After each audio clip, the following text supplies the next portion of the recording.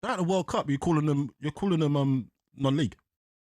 Yeah. They're at a World Cup. Yeah, I know, but they are non-league. And what I'm trying to do is bring it back into European. You can't really do that, though, can you? Can't really do that. I think no. That's harsh. Is it? Yeah, non-league. Woking. Like, come on. No, they're not. They're not. They're better than that. At least call them like Crawley or something. Crawley, League 2. Let's go. I'll go League 2. I'm not going non-league. Okay, Crawley's not having it. I'm not. Let's bang out of order. They're at a World Cup, mate. No, I'm not being disrespectful. I think what we're doing here is we're looking at the whole.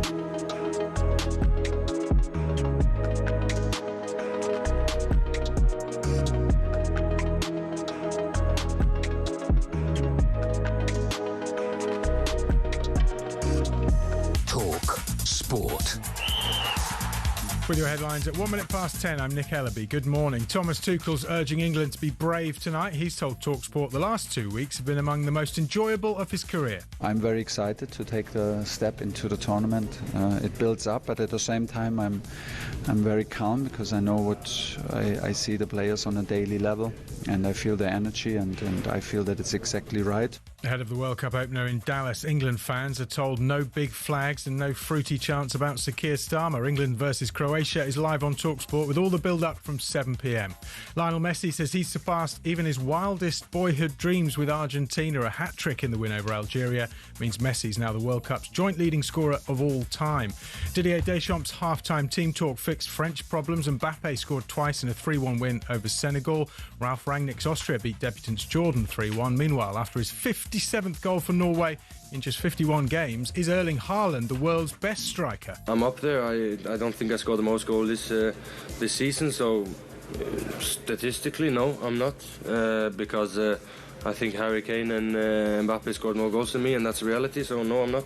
Norway beat Iraq 4-1. And 3 cricketers are making their England Test debuts today. James Rew replaces new father Jamie Smith. Sonny Baker and Jordan Cox come in after Stokes and Atkinson were dropped over that post-curfew trip to a nightclub. Former England captain David Gower can see Ben Stokes quitting altogether. Australia last winter was a disaster.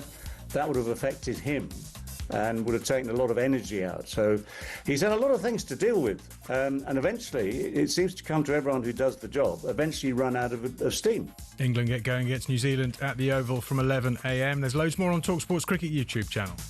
talkSPORT News. Jeremy Clarkson's revealed his cancer diagnosis, and the Prime Minister says he's ignoring speculation of a leadership challenge. Sinead has more in half an hour.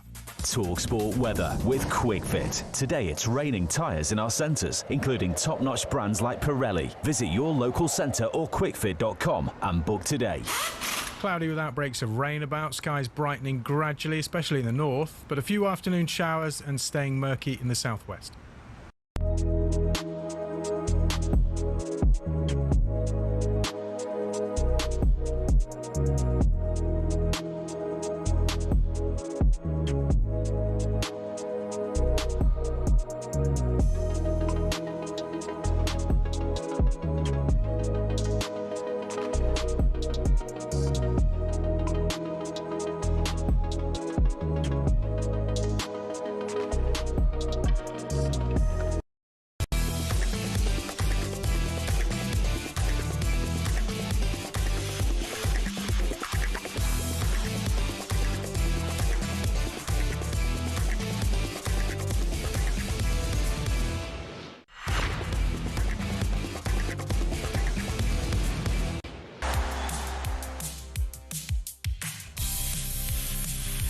Good morning, this is Paul Hawksbee and Charlie Baker with you through until 1 o'clock here on talkSPORT. And you know what Charlie's like? Generally, he's like a kid on the sunny delight bouncing off the walls. On an England match day, blimey, we've had to pin him down. That's what dreams are made of, Paul, isn't it? England World Cup day, although he didn't watch the football last night. More on that in a few did watch the football, but in a sneaky way, and I'll tell you about that in a minute, Paul. Yeah. Coming up over the next 3 hours, Sean Dyche joins us to look ahead to England v Croatia in the World Cup, Paul. Yes! We'll chat to Palace supporting former England batsman Mark Butcher. He's watching the second test at the Oval. And ex-Whistler Graham Scott. Yeah. Oh, right, yeah. Yeah, you're with You me. meant old Roger. I didn't want to use old the word, Roger Whittaker. I didn't want to use referee twice. Sure, an ex-whistler. Yeah. Whistler, Graham Scott, on the match ref, Tuchel marked 1 out of the 10. Oh, on the match ref, Tuchel marked 1 out of 10. And the officials so far, we got them in the end. Paul, over to you. Feel free to have a read of it before we get on here. We'll also discover how Barry Manilow punctuated France versus Senegal last night, and Max Scott brings us some of the World Cup stories you may have missed. Yes, all this plus our creature of the night burns the midnight oil to report on Argentina v Algeria. That's a good one to wake up. Yeah, absolutely. Because a lot of them, could be like, oh, God, got to get up for Tunisia, Sweden. Yeah, exactly. Anyway, Peng the Premonition Panda pops in. Be nice to see him. And comedian Tim Vine plays us his England World Cup song. Very short, is it, Paul? Just one line? Yes. Tim Vine. It just world's shortest song. So we hear from Tim a little bit later on. So it is 6 minutes past 1. Good morning, Charlie. Good morning, everybody. Good morning. Sound very weird. Say good morning. Good morning, Mr. Hawksbee. Good morning, everybody. So anyway, all things bright and beautiful from the top. It feels like the school assembly, doesn't it? School assembly bangers. Is that what you now? Barry Manilow punctuating France versus Senegal. Yeah. Tell us why. I'm loving the World Cup, Paul, but you got to have a life as well, haven't you? You can't just stop your life. Let us know this afternoon how your life is getting in the way of this World Cup. Maybe around some of the maybe tonight. Is life going to get in the way of England versus Croatia? Have you got something else on at 9 o'clock tonight? Do let us know. talksport.com, text 81089, tweet TSH and J 03717 223344. Yeah. But wife's a huge Manilow fan, Paul. She's a big Barry Fanilow. And is that what they call them? Yeah. She's never seen him live. And so for Christmas, I bought her tickets. With respect, you've got to get in while you can, haven't you? I mean, Barry will be the first to say that. Even Barry's saying it's his last tour ever. And he was like, this is the last time I've ever going to Birmingham. I love you, Birmingham. I love it here. I thought, I can't see you down the bull ring, Barry. I can't see you at Mr. Egg at 9:30 on a Friday night asking for chips. The ball ring's changed quite a lot, mate. I could see him in some of the shishi parts of. Anyway, so you have to do it, don't you, Paul? So we went to Barry Manilow live last night. It was very good, Paul. I have to give him that. But I did have on next to me the France game at the same time. So I'll just tell you when the goals went in. Shall I tell you when the goals went in during the concert? It was. Mbappe scored during Can't Smile Without You. Nice. The Spurs song. That's one for the Spurs fans. I thought that might be a sign for you, Paul. Yeah, Mbappe. Well, him and Mbappe linked to Spurs. When we miss out on Tonali, maybe we'll try and sign Mbappe. That'll be the latest one that they beat us with a stick for not signing. He was playing in the second half like he was looking for a move. Yeah. Wasn't he, Mbappe? He clearly was. He was trying to impress somebody with that third goal, wasn't he? Barkala scored during Mandy, so that was nice. Nice. That's nice. It just, I mean, for Barry fans, it proved just the amount of hits. No obscure tracks from the difficult to find third album. He did a new song at one point, and everybody went and got a pint, did they? No, people weren't quite young enough to go to the bar and back doing one song, Paul. And people went to the toilet. Yeah, well, toilet. I think they were doing that anyway, if I'm honest. Where they sat. I think so. And the third goal that Mbappe scored. Oh, what a goal. Copacabana, which, I mean, imagine that goal going in during Copacabana. Yeah.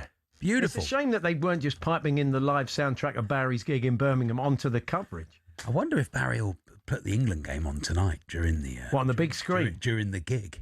Yeah. It might be, because people will be wanting that, won't they? Well, this is the same. Maybe you're off to... Where's he playing? Is he in Birmingham again tonight? No, somewhere else tonight. I don't know where he is tonight. But the first, 20 rows, they're there every gig. They're like... They're like Cliff fans. They're like football fans, They'll just go. They'll just go wherever. They're Manilow ultras. They get free tickets.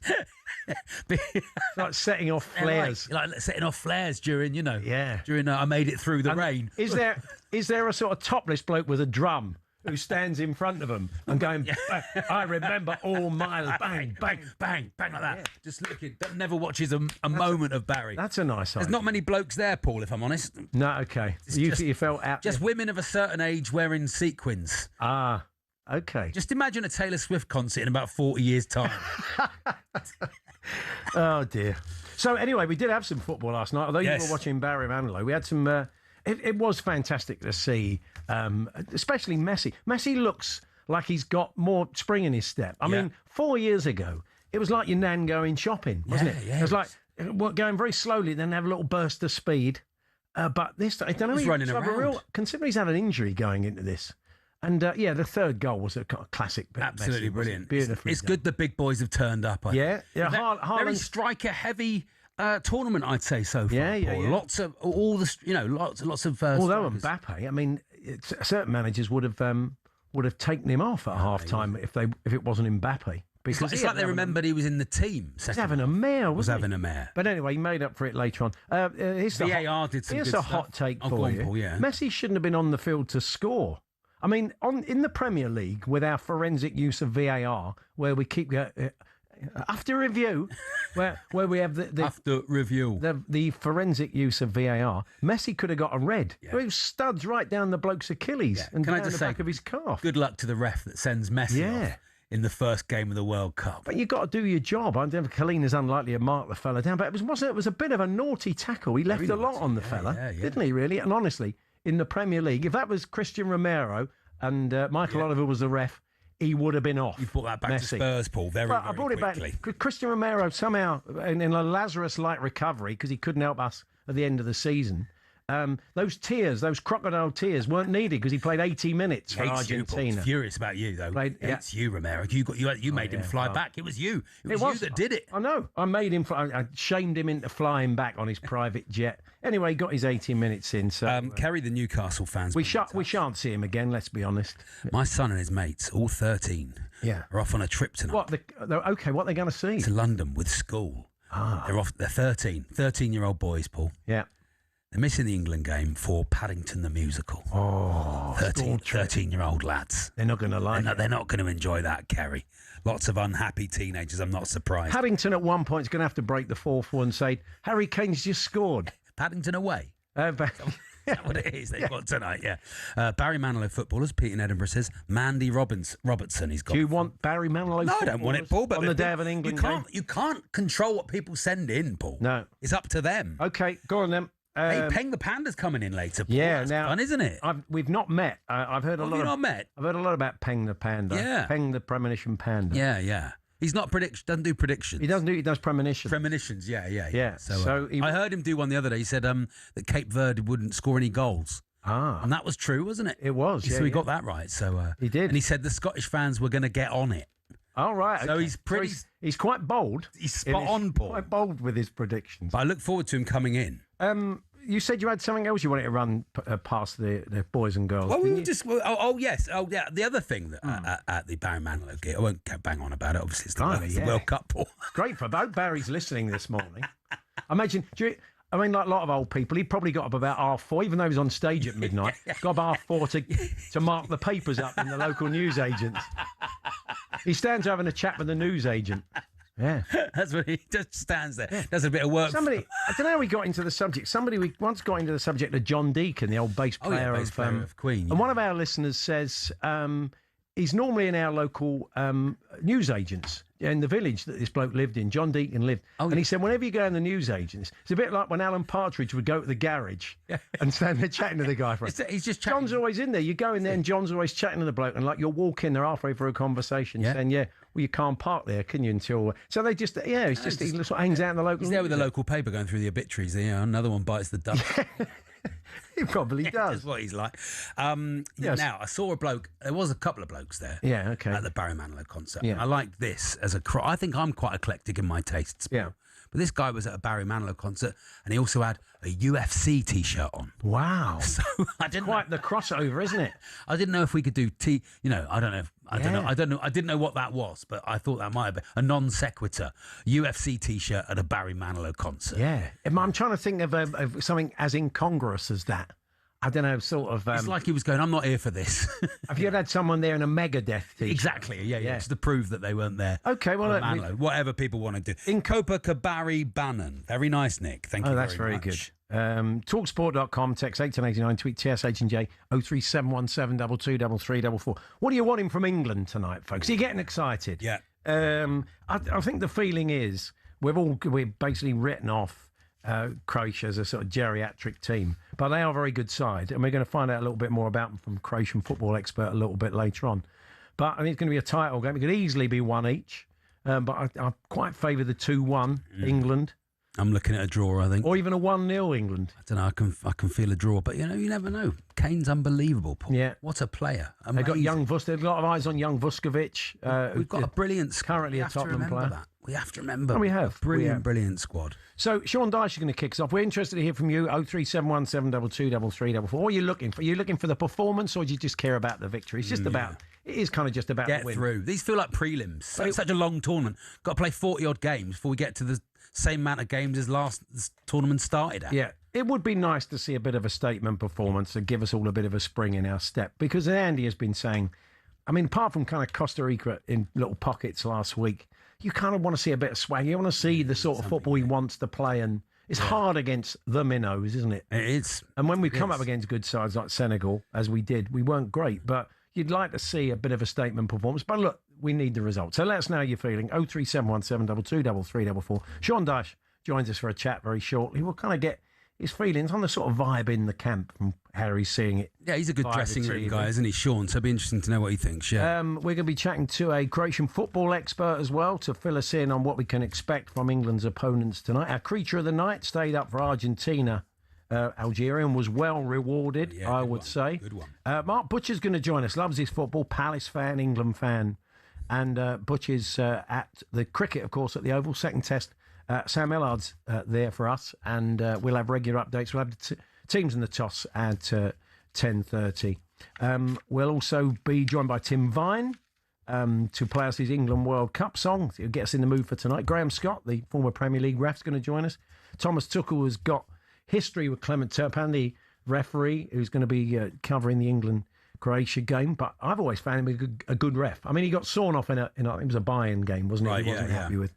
But I think it's good having a good, strong ref. We'll get the thoughts of Graham Scott and what he's made of the officiating so far. Generally, it's been, barring last night, really, the Australian fella. Who did the game last night? Man, he's on the first flight home, isn't he? What was how you could not give a penalty for that? How could you look at that again? But also, then he looked like he pointed at the spot. I know. And then the trouble is, pointing at the spot. The PA's not working. It's all very Norman Collier in the stadium, so you can't hear what anybody's saying. Anyway, Graham Scott joins us. So lots to come. To get in touch, talksport.com, text 81089, tweet TSH and J, 03717 223 344. Sean Dyche kicks us off. We're here with our good friends at Selco Builders Warehouse. It's where the trade go.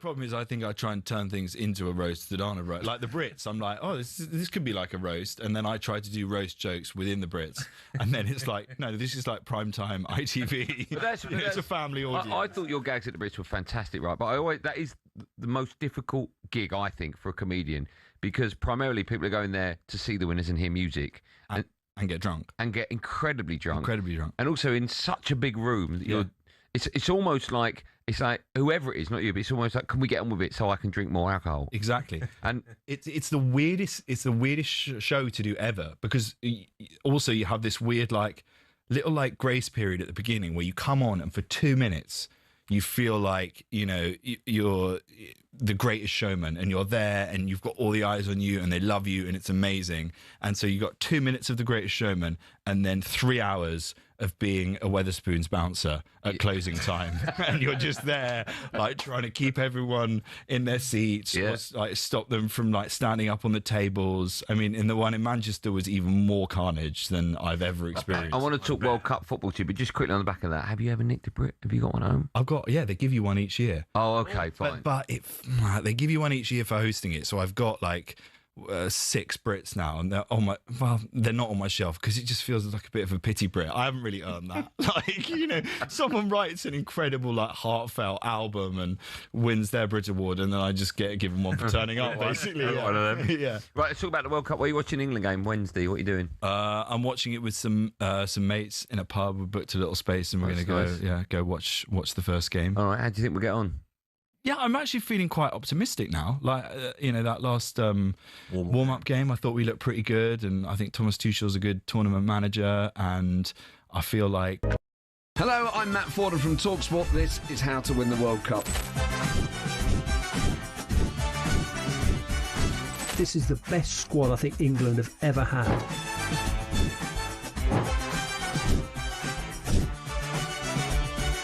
He used to love America, now he doesn't. It's very sad. It was so important to succeed because of all the pressure we received. Don't jump for this one, I'm going to knock his head off. Warning, this podcast does not guarantee England will actually win anything.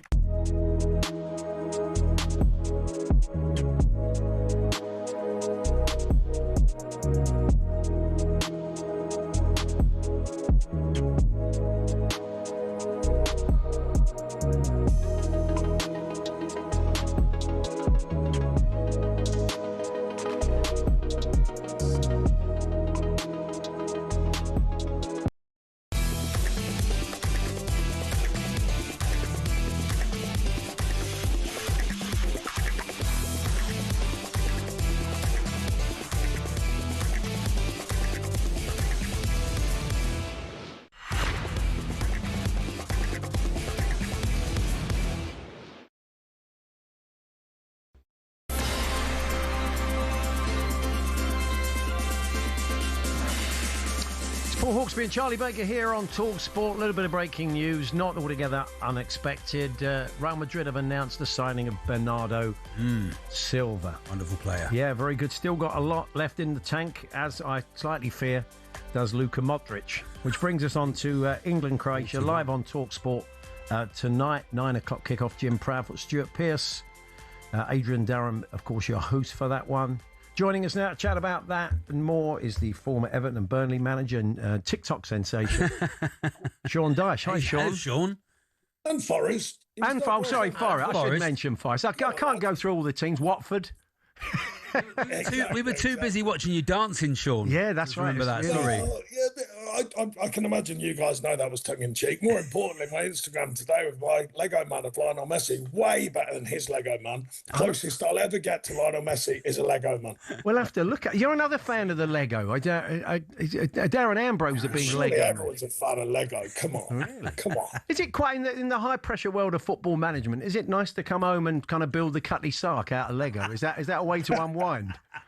Oh, yeah, of course, that's a regular for me, as you can imagine. Well, I'm a Costco member, Sean. Executive. Oh, stop showing off, It's such an exclusive club. An executive member, actually, Sean. Oh, okay. And you can buy all the World Cup Lego in Costco at the moment, so on a discount. So I don't think you'll find the Sean Dyche Lego money. Okay. You never know. Falls apart in the box, apparently. Hey. Ian from Halifax has been in touch, Sean. I want to know if you agree with this. I want to see us play tonight like it's the last time they ever play football ever again. I'm sick of us seeing us play like they've just woken up. Coaches have coached the flair out of football. I think he's talking about control there. Sean, can you go into a tournament, an opening game at it from the bang? I think. Look, I think hard and start hard and fast for me personally. I think you've got to lay down a marker. First game in the tournament. I can only imagine, by the way. Obviously, I've coached in league situations, but tournament situation, I think you've got to go in hard and fast, lay down a marker. I'd go really strong on the side, and then see how it develops over the game. A lot of talk about the heat and all that sort of stuff. We understand that will be a challenge. But I think you want to lay down a marker personally and show what you can do. I'd like us to be dynamic. I like us to press when we can, of course, but work from our shape.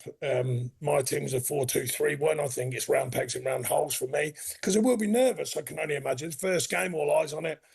And I think the biggest change, even in the last 4 years, is the social media angle and the media angle. I think every player will be on point with everything that's going on, all the demands of it.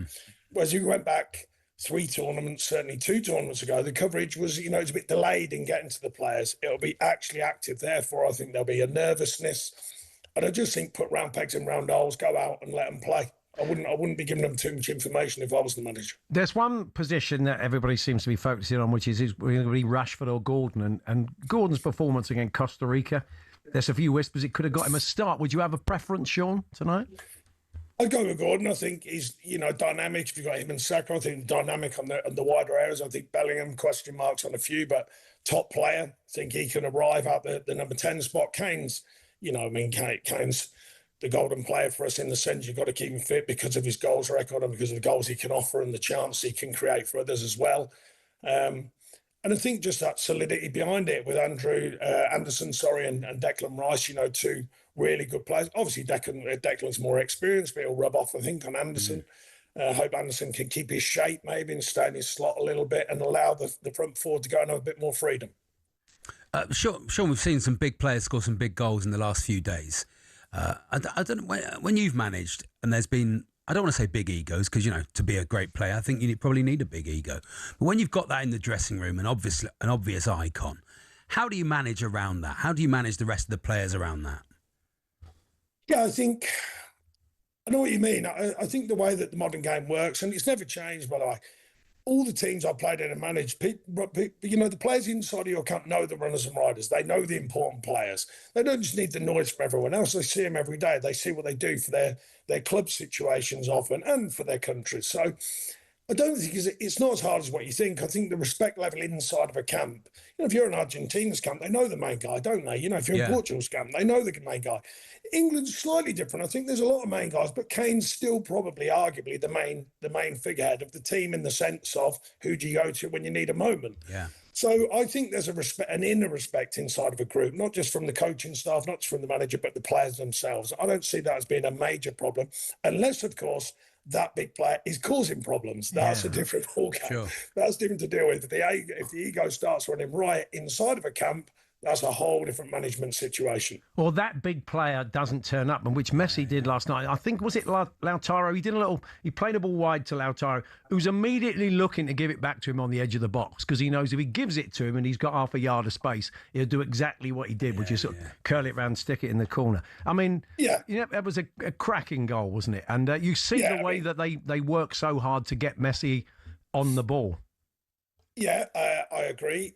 Top player doing what top players do, of course. There's no question of him and equaling the goals. And stuff out Mbappe, of course, pushing up behind with a much younger, I think he's 27, Mbappe.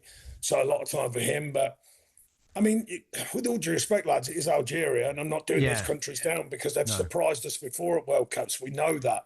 There's some underdogs this year, might surprise, we don't know. But it still is Algeria. I think they'll be looking for Messi to really stand up when it counts. And of course, he has done many times. Let me make that clear. Yeah. I'm not suggesting he doesn't stand up when it counts because he certainly does. But I think these games are getting the job done. And like I say, no disrespect to the smaller nations, but I think it is getting the job done for teams like Argentina, and they certainly did get the job done. No, I did write that down watching it, that he's not going to get the time and space that he would have got against Algeria. So it'll be interesting to see what happens. We did mention you're a TikTok sensation. This is Chemical Brothers' song Go, that you're doing a dance routine if people want to go and check it out. But how did this come about, Sean? Well, it came back, actually, I was on talkSPORT doing a show and I said... Breaking out and we're breaking the codes. Similar to the Jack who stole to the depths in your website. I've been doing a few shows over the summer, not just about the World Cup, general sort of stuff. Yeah.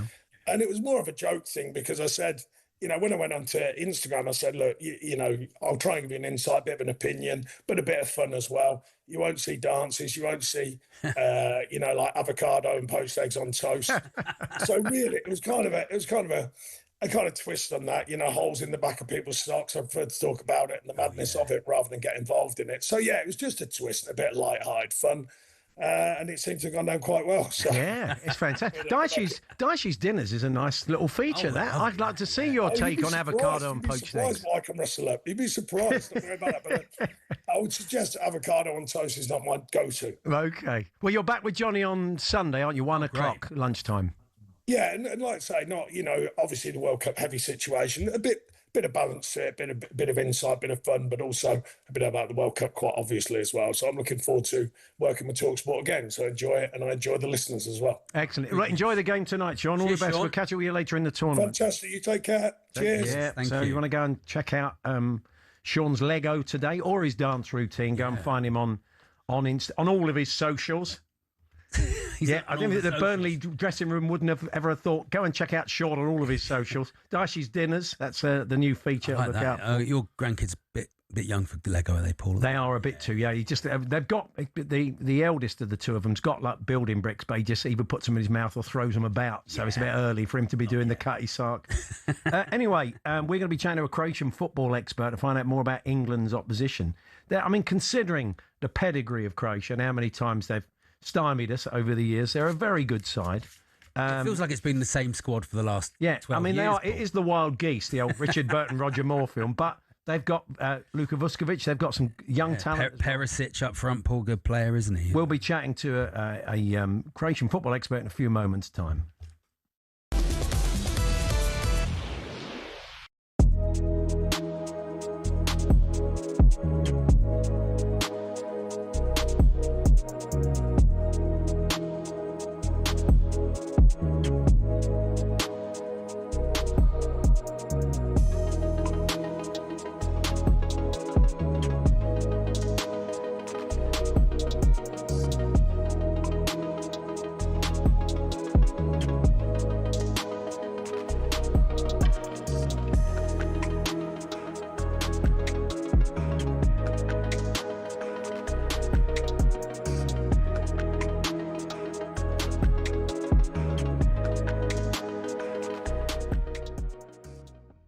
Donald Trump has been given license to join the World Cup winners in their trophy lift, just as he did, as you remember, at the Club World Cup. The US president has already been told by FIFA, we want you, President Trump, to hand over the trophy to the eventual champions.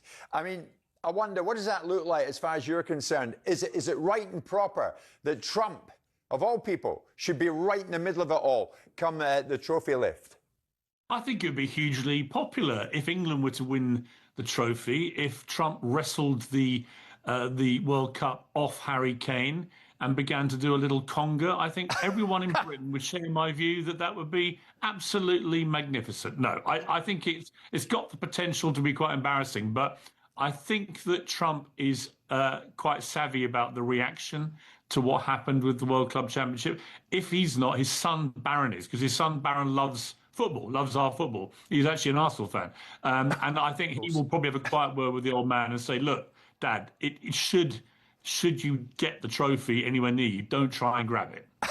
Well, as you know, Simon, who's right beside me here, always says politicians should stay out of football. So, Simon, why should they make an exception for the president? Because you have to manage this man, whether you disagree with his principles or you agree with them, it's kind of irrelevant. In my ideal world, would have politicians nowhere near sports. So when the German politicians yesterday were saying they weren't going to come because they disagree with certain aspects of Trump's outlook, I said, hallelujah, more of that. The situation with Trump has...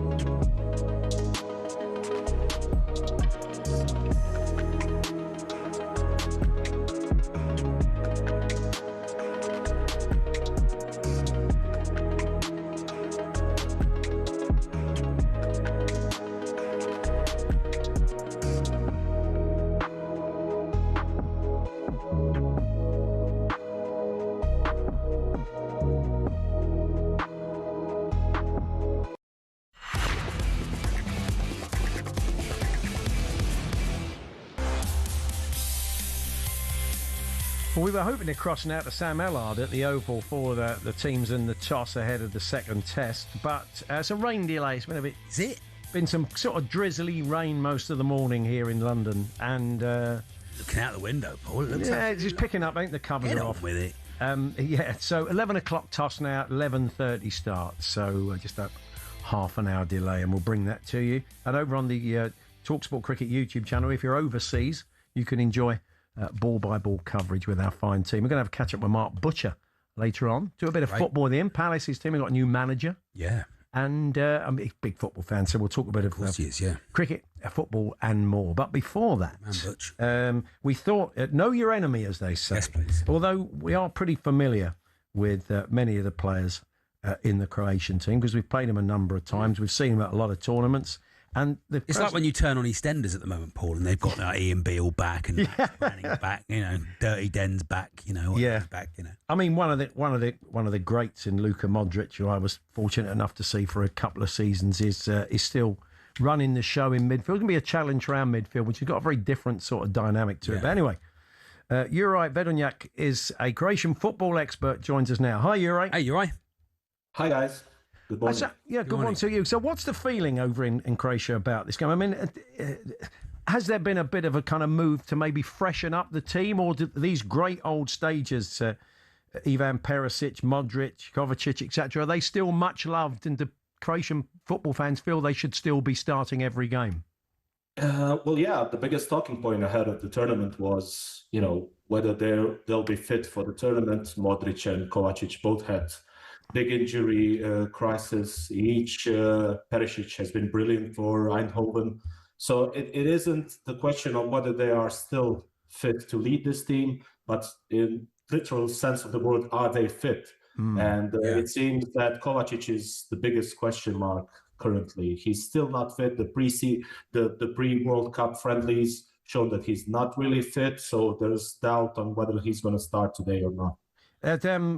Slaven Bilic, another great Croatian footballer, has written a piece in the Telegraph today, and he has reposted this Marcelo Bielsa, the Uruguay coach, comment about Luka Modric. He said, Luka is not a 6, he's not an 8, he's not a 10, he's a 24. Wow. Which kind of sums him up. I mean, he'll ask a lot of questions of our sort of two, although they're both fine players. He's like just a wonderful, wonderful player, and he seems to get better with age, doesn't he? Yeah. I mean, we've seen Milan. He joined Milan this season. We've seen how Milan fits and works with and without him. Basically, when he was injured, he got a nasty facial injury late in the seasons. So that last month, they weren't the same team without him. They fell out of the Champions League play. So he can still work. He's still the metronome of the team wherever he goes, even at 41, which is turning soon. This is his swan song, so he has an additional motive. And he's definitely the leader of this team still in this tournament. Yeah, does everything go through him still, Juraj? What sort of style should England be trying to defeat tonight? Well, the Belgium friendly ahead of the World Cup was a good blueprint on what to expect from Croatia in terms of pure football and style. Zlatko Dalic, the head coach, wasn't really keen on changing the system, but he did revert. He did decide to switching eventually to a back three, which is quite logical if you think about it. You have the likes of Guardiola, who also had some injury struggle, but he seems to be fit. And Luka Vušković, who's done brilliantly. He's a wonder kid. He's done brilliantly at Hamburg this season on loan from Tottenham. So the quality of the centre-backs is something that made him rethink his idea and revert to a back three. So definitely we're going to see a different Croatia, a younger Croatia, but a Croatia who's still keen on stifle the opponents and take the game at its own tempo. There's going to be a lot of eyes on Luka Vušković. Brighton have been trying to prize him away from Spurs. It seems Spurs are reluctant. There is a feeling that with a bit more development, you're going to be looking at one of the best defenders in the world. So, I mean, look, the Bundesliga isn't the Premier League. He's going to come up against a lot of Premier League players tonight, and especially Harry Kane. It's going to be interesting to see how he matches up. There's been a few question marks about maybe his pace and his reading of the game. He's certainly a threat from set pieces going forward, and he's great on the ball, but are there any concerns about him still?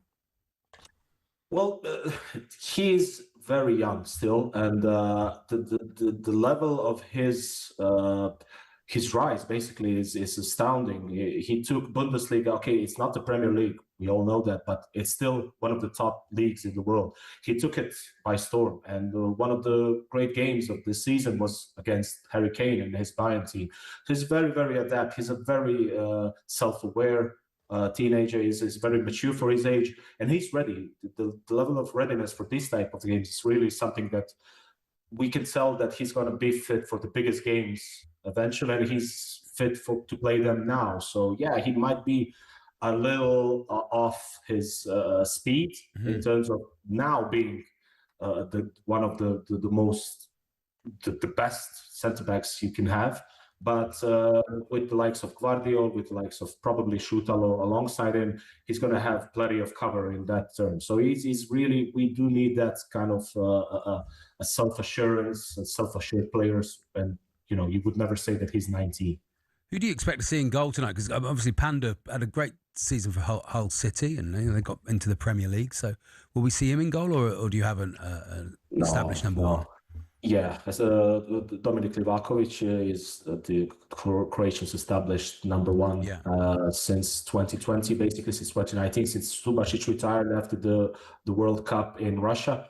So there's no talk about that. Yeah, he's going to be number one. But yeah, Panduru with his first call up for the major tournament. Yeah, it's a big nod to his brilliant, as you said, the brilliant season in Hull. So he's definitely there. Yeah, as a third choice goalkeeper. And what's the expectation in Croatia for this team in this tournament? I mean, what would constitute a good World Cup, you think, for the Croatian team?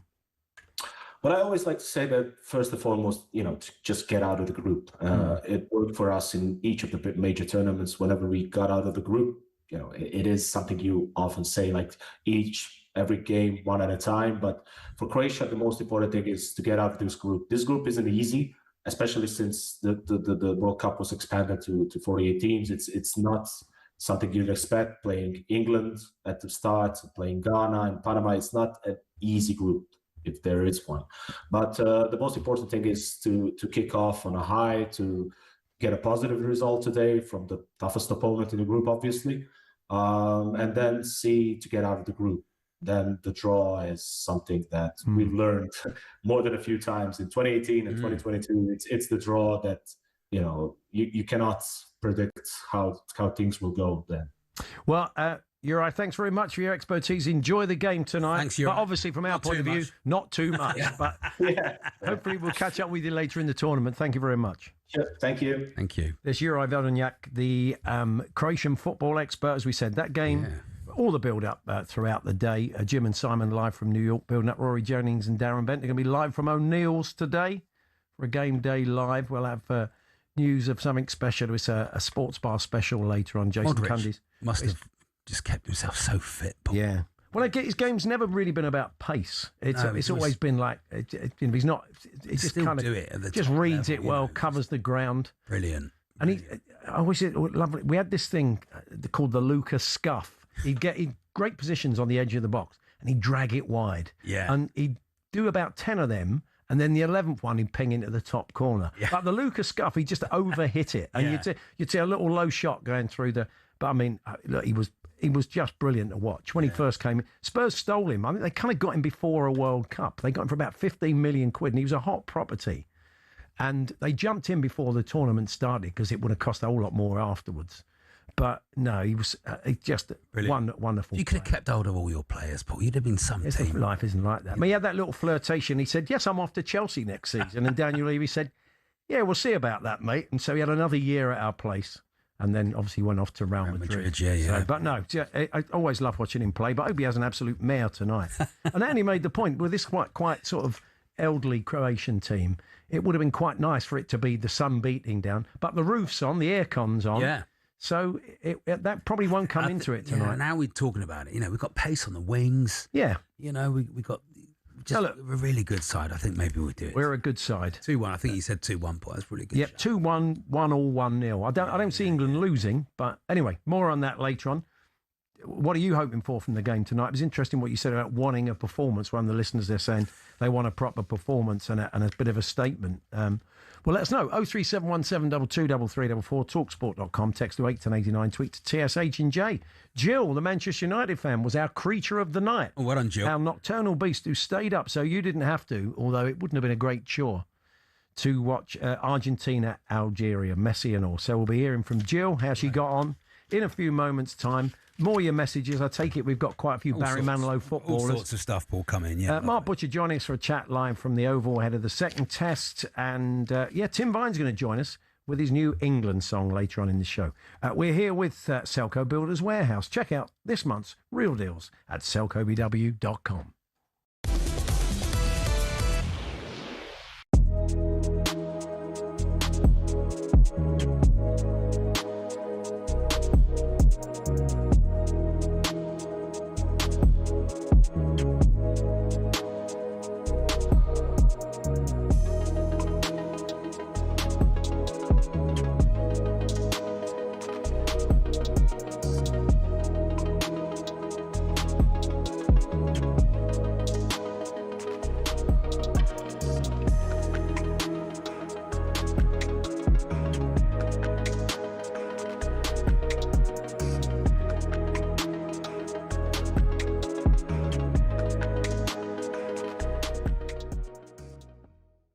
Iran played out a 2-2 draw with New Zealand, the lowest ranked team in the competition. But that's not the whole story.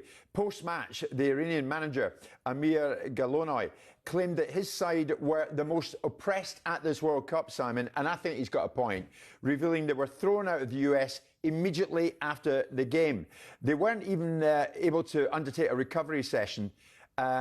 And they were told, get on your way, and headed back to Tijuana, Mexico, their training base, a day before they had intended to.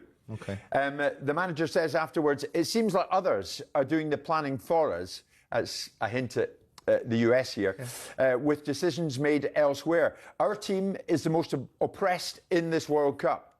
The federation is absent here. They don't even have their own federation here. Yes, listen, it's not ideal.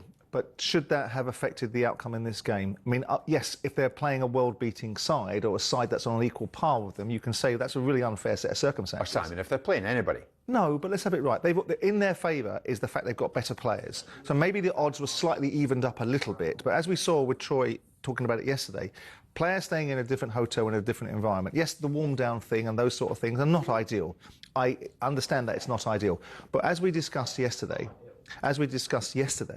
this is going to be the built-in excuse if they have a bad result. Oh, come on. It's not fair, Simon. Never mind ideal. It's not fair in them. It's not equitable. No one else is getting treated like this. It's not equitable. I hear you, right? And we know the reasons why, and whether we agree with them or not is a different discussion, right? But the bottom line is should they have been able to overcome New Zealand with all of that disadvantage? But that's not the point. Well, it is. It's not equitable. It's not fair on them. It is. Well, some could say that the quality of Iranian player and New Zealand having to play against a far better player is not equitable for New Zealand because New Zealand are far less capable of producing a side that's capable of performing against others.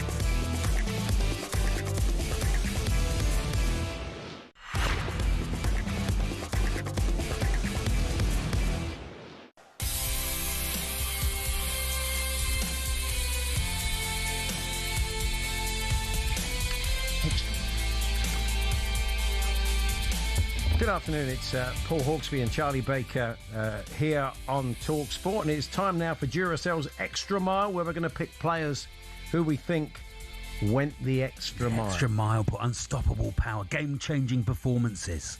That's all. Well, I think... it feels naff to say them, but the big players have stepped up, Paul. Something, I think they put some new triple A's into Mbappe at half-time because his batter was, the symbols... Do you think he'd be on the little triple A's, the symbols were not clashing. I think he's powered... Like a remote control. He's powered like a TV remote control. I can see Mbappe with the Walkman batteries and a little Messi with the triple A's. Yeah, that's quite possible. That's what I'm seeing, Messi takes one triple A. Yeah. But, I mean, what can you say? Mbappe's second half. That third goal's just absolute nonsense. Amazing. I think filth is probably the only way to put it. He just thinks, why not? Well, I'll have a give it. We've won this game. We've won the game, yeah. I mean, the first one's beautiful movement as well. Beats his man, beautiful ball into him in the box. And I mean, he should have had a penalty as well. We know that as well. But it was like he just switched on. Yeah. I don't know if it's taken him time to hit the ground running. I wonder if I don't know what goes on in his head if he just I can do this, Deschamps, I mean, look, he wouldn't. With the other players, you wouldn't worry too much. I mean, it'd be the most sort of perverse move to take him off after that first half, which you could have argued. But of course, he'd never do that. But I imagine that amongst all the complex instructions he said to his players at half time, he probably just said, "You do know we've started, don't you, Killian?" Yeah. So, Elise, I mean, not as part of this, but Elise looks fantastic as well. He looked brilliant for Northern Ireland, and with the hat. No, he did. He looks fantastic. He's a hell of a player. Some good moments. Nearly scored a goal. And then you got Lionel Messi as well. They could. Let's be honest. Yeah. They could have been 2-0 down, easily 2-0 down before they actually got their first goal because they were a bit shonky at times in the first half. Yeah. So, you can't read too much into the performance. Not had the happiest season, isn't he? So it looks like he looks happier in a France shirt. Yeah, he did these little flute celebration. Yeah, what is that? James Corden asked him. James Corden discovered on his show that he's doing in the States that he plays flute. We don't know if he plays jazz flute, but he plays flute. And so he said, would you add that to a celebration? It looked like it was a bit of an afterthought for him, but he did it. He did it for the first goal. I don't think he's going to make it trademark. I did point out, though, maybe a quick word with Paul Gascoigne about the pitfalls of doing flute celebration. I suppose it's context. I've seen a flute celebration somewhere before and it didn't end well. It's like, I tried that one. It's like 40 Towers. I did that once and I think I got away with it. So, but anyway, it was. I'd like to see Mbappe on the flute. Is that from a kid that he plays the flute, Paul? Do you know? Yeah. Or? I don't know if it's Annie's song. You have to, don't you? If you go into a flute shop, if you go into like a guitar shop, they have the no stairway. There was a shop in sort of Camden years and years ago that used to have a fine system. So if you played Smoke on the Water, Van Halen, any of that sort of stuff, all the widdly stuff, and any sort of various AC/DC, Highway to Hell, you get fined. So what's that on the flute? Is it? So it's Annie's song. Annie's song. Yes, if you go into Flautist World. Yeah, but anyway, very nice. And what can you say about Messi? I mean, as I said, he does look like he's had batteries put in him, Paul. Because last time Duracell batteries, in fact. Yeah. I mean, as you say in the last World Cup, yes. I'd normally say the batteries were available, but no, they're not. At this point of the show, they're not. They're really not. They're not. In the last World Cup, he did look like he was winding down, didn't he? But he's. Yeah. He looked full of running. Unstoppable. But I mean, look, and let's say potentially stoppable against better opposition, but certainly against Algeria was totally on it. Yeah, absolutely. Brilliant. So there we are. I fancy Argentina for the whole thing. I mean, we've really stuck our neck out going for Mbappe and Messi.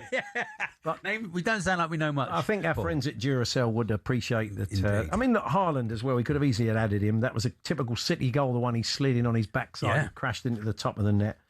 So it's great to see all the big boys turning up. Let's hope Harry Kane can do the same tonight. But for now, that was Duracell's Extra Mile. Duracell's Extra Mile on talkSPORT. Different, better, unstoppable.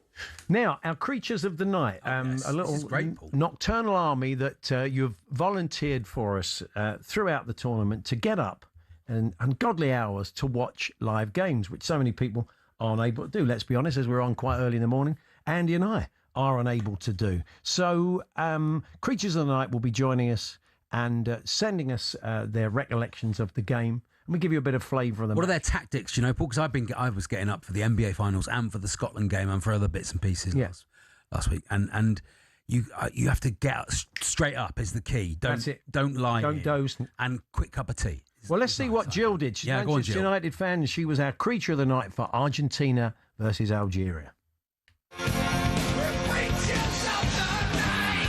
Hi, this is Jill reporting for talkSPORT from the Arrowhead Stadium in Kansas City for Argentina versus Algeria. I will be channeling my inner Alan Pardew for knowledge and Sam Matterface for stats. Does he still have the Messi magic?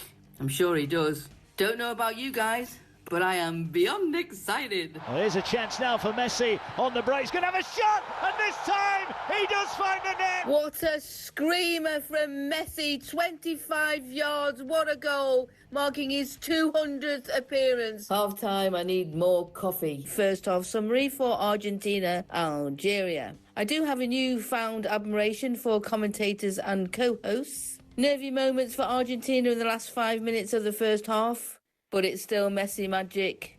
It's 1-0 Argentina. I'm off to get some more coffee. McAllister shoots from distance, spilled, and Messi rolls it in, and it's 2-0. It's another goalkeeping error. Messi scores again. Mistake from Zidane, and who puts it in?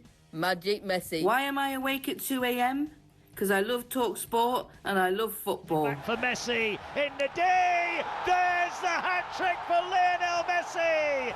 200 up, and it's a World Cup hat-trick. And there's the hat-trick for Magic Messi. Just pure class. I am having a ball watching this game. Algeria can play.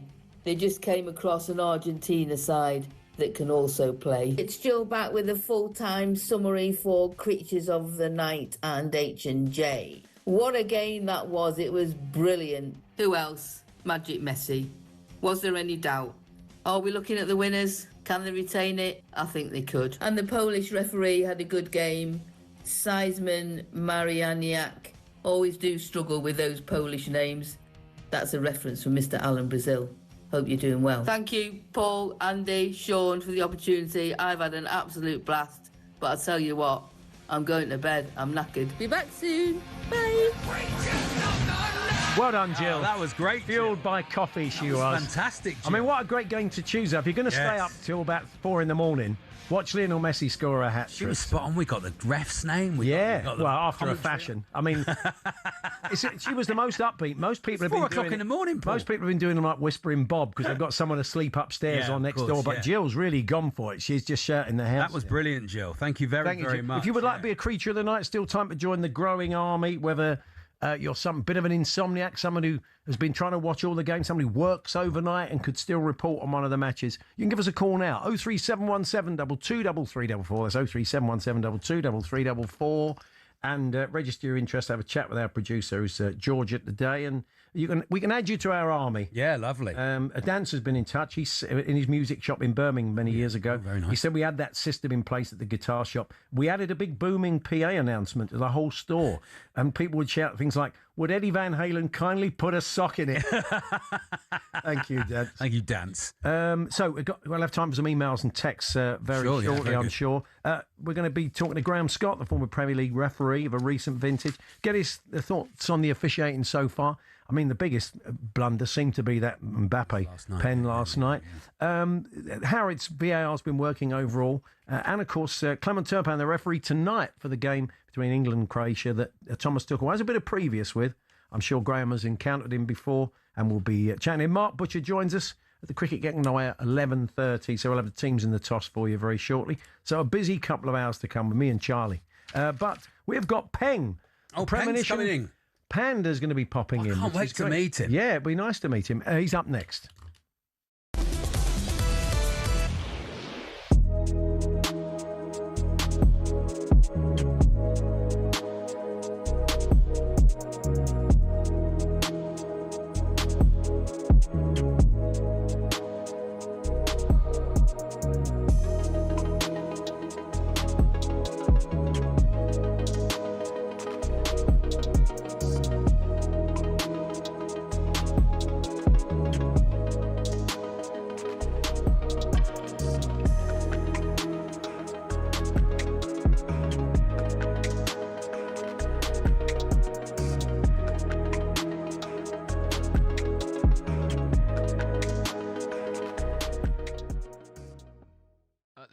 yesterday came, of course, with Spain being held to a 0-0 draw against debutants Cape Verde. I don't know if you're aware of it. The Spanish captain Rodri criticised their defensive approach to the game. Rodri.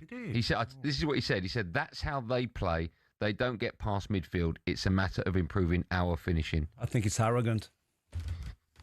Tell me Don't why. expect Cape Verde to get the position of the ball and to create many occasions against Spain. Spain is one of the best teams in the world. So the way he said that, I think this is disrespectful for Cape Verde. And I think you should look at yourself in the mirror because you should have done better than that to win that game. You had some occasion to score, you didn't, and I think you have to put credit on the Cape Verde players because I think they defended like lions on the pitch. Let's not forget as well, Spain had 27 shots, 7 shots on target. Ferran Torres has got to score that one where it's the bar. Sometimes you've got to look at yourself, not at the opposition, are you? Look at, we don't want to go back to Arsenal. Frustrations. If Arsenal went open against PSG, we've seen what happened in the Bayern Munich game. You have to play to your strengths. And Cape Verde, like you says, defended like lions. The goalkeeper was outstanding. You know, if you don't like their style of play, it's up to you to do enough, to win that game. I mean, I don't like those criticisms, when you meet opponents that are not at the same level. And at the end, you share the points and you think, they were too defensive. And He's done that before, Rodri. Yeah. In Scotland that he did it. Exactly. Game, the same thing, So I don't like it at all. Do you think we're going to see a lot more of that in this World Cup with the so-called bigger teams being held against the small ones? We saw it in Brazil and Morocco, right? Of course. Do you think it's a case of you would have played against one of the greatest Brazil sides of all time? Do you think it's a case of the bigger teams aren't as big as they used to be and the gap is much smaller now and maybe the smaller teams have worked them out a bit? The gap is not the same that it used to be before. So they have to realize that...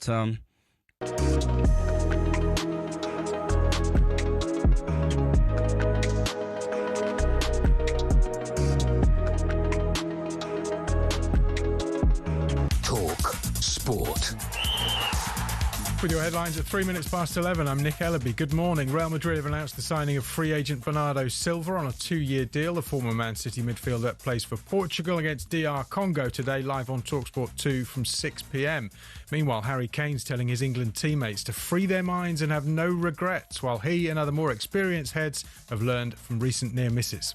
Even with the newer lads, sometimes I think it's nice for them just to have that freedom in their mind of no old memories or anything. You're coming here to express yourself on the bigger stage, and that's where you see the best come out of the players. Kane will draw level with David Beckham's 115 England caps tonight. England versus Croatia is live on talkSPORT with all the build-up from 7 p.m. Now, despite becoming France's all-time leading scorer at the age of 27 in a win over Senegal, Premier League Golden Boot winner Jimmy Floyd Hasselbank says Kylian Mbappe is not on the same level as Ronaldo and Messi just yet. If you see his first half, he was horrendous. He was poor. Yeah. I've never seen Messi like that. Lionel Messi. Messi doesn't have those kind of games. Excuse me, Jimmy. Lionel Messi feels lucky to achieve his dreams and more with Argentina. He scored all 3 in their win over Algeria. Messi's now the World Cup's joint all-time leading goal scorer. And Joe Root, has an inexperienced England Test cricket side at the Oval today. He's won the toss and will bowl first. 3 debutants. James Root replaces new father Jamie Smith. Sonny Baker and Jordan Cox come in after Stokes and Atkinson were dropped over that post-curfew trip to a nightclub. Rain delayed the toss. England are 1-0 up in the series. Play gets underway at 11:30. Overseas listeners can hear live ball-by-ball commentary on the talkSPORT Cricket YouTube. talkSPORT News. I'm not bitter or angry, says the Prime Minister, as there are further calls for him to stand down, and murder laws in the UK could become Americanised. Sinead has more in half an hour. talkSPORT weather with QuickFit, your go-to destination for quality tyres from great brands like Continental. Visit your local centre or quickfit.com and book today.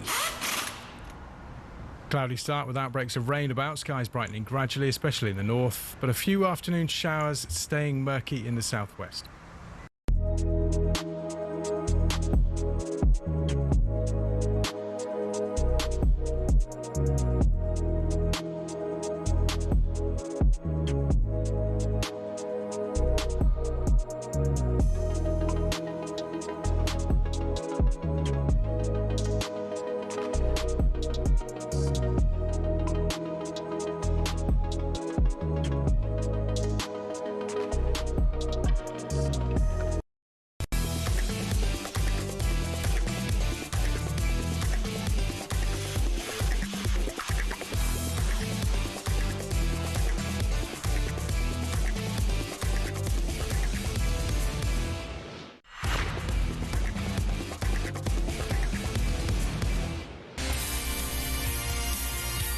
Good morning, it's Paul Hawksbee and Charlie Baker here on talkSPORT, where in the second hour of the show we will be chatting to the former Premier League referee Graham Scott, see what he's made of the officiating and VAR so far in the tournament. Generally, barring that big call on Mbappe in the penalty, it's been pretty good. We'll see what Graham makes of it. And Clement Turpin, we'll get an appraisal of him. He's the referee for England-Croatia, and as we know, Thomas Tuchel does have a bit of previous with him, and it's not particularly positive. But anyway, more on that as the hour unfolds.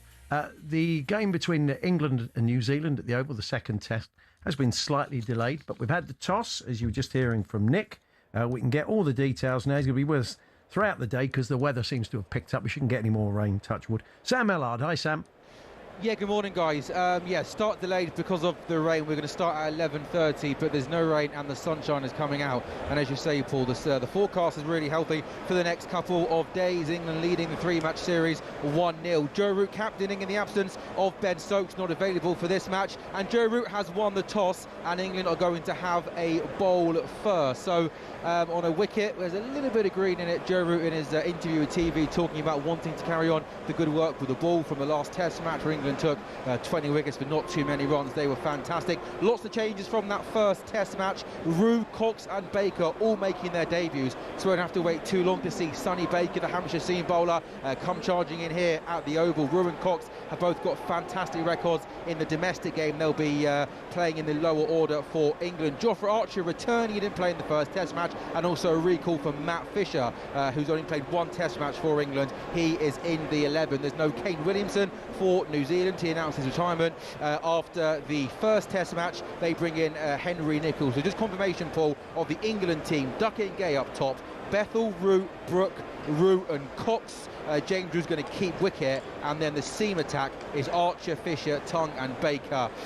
No spinner today, so the sun is shining, which is really, really nice, and it's going to be nice, Paul, to be able to talk about cricket, hopefully, over the next couple of days, after spending, a week or so about talking about nightclubs and curfews. We start at 11:30 at the Oval, England winning the toss, and they're going to bowl first.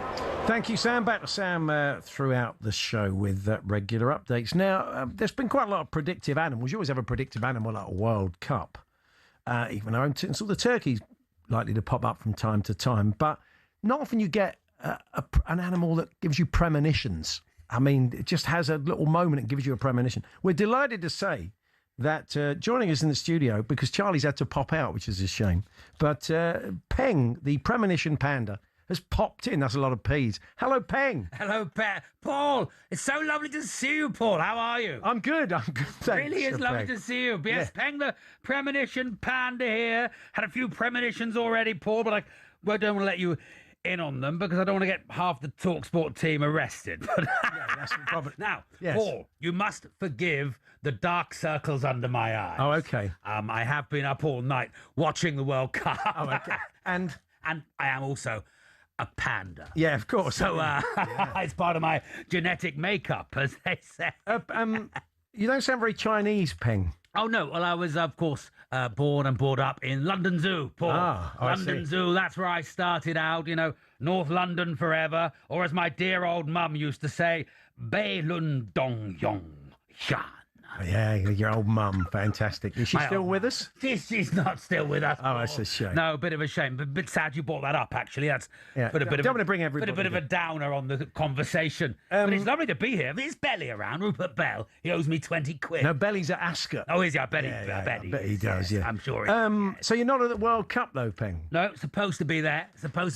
They tried to book me as a mascot. Oh, I see. As a mascot. I said, they didn't realise I'm an actual panda. That's true. I'm not some bloke dressed up. No, it's true. Well, I can see that. And I said I could come out, but it's very hot, and I can't take the costume off because I am an actual panda. No, of Paul. course Let's get not, that established. Not some idiot dressed up. Is Charlie Baker here? Yeah, he's had to pop out for a minute. Yeah. When's Andy Jacobs back? That's he's what back. I say. He's back tomorrow. Thank goodness for that. What are they even doing on talk? Yeah. Now, so some of the countries playing in this World Cup. I mean, I don't know if you... Spit it out. Can you tell us about some of the nations that are going to be... Oh, yeah, well, I've been around the world, Paul, been around the world. See, what they did at London Zoo, they realised the panda population was dying. They thought, we'll send round our best-looking panda to every single country in the world. And he can repopulate the world with Pandas. Okay, like you did at London Zoo. Quite a nice gig, actually, Paul. Yeah, again, lovely gig, yeah. You know, just repopulating the world with pandas. They sent me to every zoo you could imagine. Right. A lot of the ones that are playing in the World Cup, Paul. Yeah. Yes. You ever been to the Congo, Paul? I've not Playing tonight, Paul. The Congo. Not been there. Ever been there? No. Very small pandas. Oh, okay. Paul. Right. But, you know, pocket rockets. That's what I say.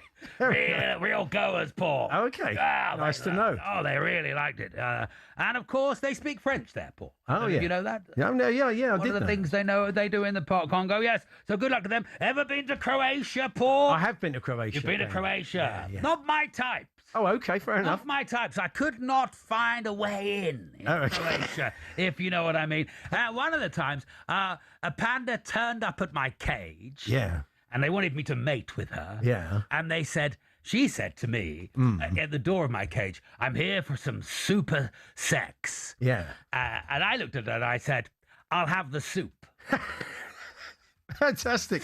I see you doing. She wasn't for me, Paul. Doing some of your after dinner. Panama, Paul. I wouldn't put your palms up like that, Peng. It's a bit of a dead giveaway. Ever been to Panama, Paul? Not been to Panama, Peng. Had No. a lovely panda in Panama, Paul. Yeah. I tried to let her take me to the canal, but she was having none of it. So a bit of a shame there. Shame. That's right. Shame Fantastic. there. Yes, but good luck tonight. But Paul, I have had, unfortunately though, Yes. didn't repopulate the world with pandas. No. Because unfortunately, old Peng firing blanks. Oh no. Yes, like the Spain forward line, Paul. Oh, poor old Peng. Poor old Peng's firing blanks, but I had a good world trip. Yes. But I get a few premonitions, Paul. Yes, yeah. Let's have a couple of quick premonitions. What about Paul. England tonight? England tonight. England-Croatia. England-Croatia. Playing Croatia. I can see a 2 Okay. next to Harry Kane's name. Oh, that's good. I can see a 2 next to him. I mean, that could mean he's subbed after 2 minutes. That could do, It yeah. could mean that. With an injury that... With an injury that keeps him out of the... He does his ankle. 2 minutes in. Could be. He's got glass ankles. Exactly. I'm slightly worried about that one. And what about Cristiano Ronaldo? He gets underway. Cristiano Ronaldo. I can see him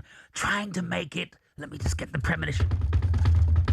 I can see him trying to make it all about himself, Paul. Okay, yes. Yeah, that's Could you quite... imagine such a thing? That's not really a premonition, is it? It's a premonition. There we are. Fantastic. Peng the premonition panda, Paul. Well, thank you for popping in. England 2-1. Yeah. Portugal 3-0. There we are, Paul. Fantastic. And you're going to get... You've not eaten yet, I understand. I'm off to the London Bridge Hotel for a few pints. Oh, okay. Well, Alan's not in there at the You moment. haven't got any bamboo, have you, Paul? I'm starving. I don't think I've got any fresh bamboo. I might have some old bamboo. Your old bamboo? I've got the old bamboo. The old bamboo. The old bamboo. The old bamboo. Okay. You get the idea with There we that. are. So Peng, hopefully we'll see you next Wednesday. It's a shame Charlie wasn't here to see. If booked. Okay. If booked, Paul. Let's see what the text board says. That's Yeah. what I said. Okay, well, I haven't looked at it I'll yet. go and try and find Charlie in the toilets. I'm He's slightly naughty. concerned. I also think Graham Scott may have changed his mind. But there we are. Peng the premonition panda. Okay, Paul, thank you. Goodbye. Goodbye. Thank you, Peng. Thanks for popping in. Anyway, you get the idea. Back to Graham Scott very shortly, the former Premier League referee who will be taking a look at the officials so far and indeed giving us his thoughts on Clement Turpin, the referee that is doing the England-Croatia game tonight. We're here, if they haven't pulled out after that, with Selco Builders Warehouse. It's where the trade go.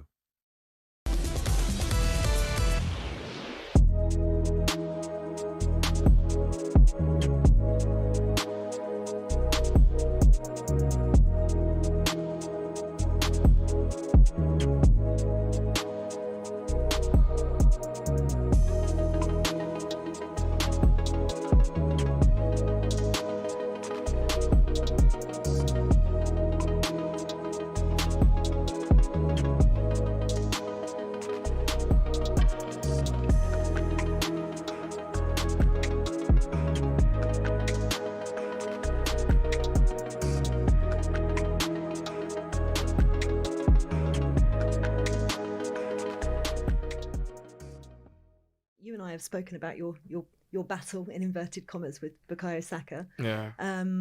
He's just spoken very highly about you in the press conference. Yeah. What did he say? He said you were his brother. Yeah. So give some love back to B. No, he knows. We know.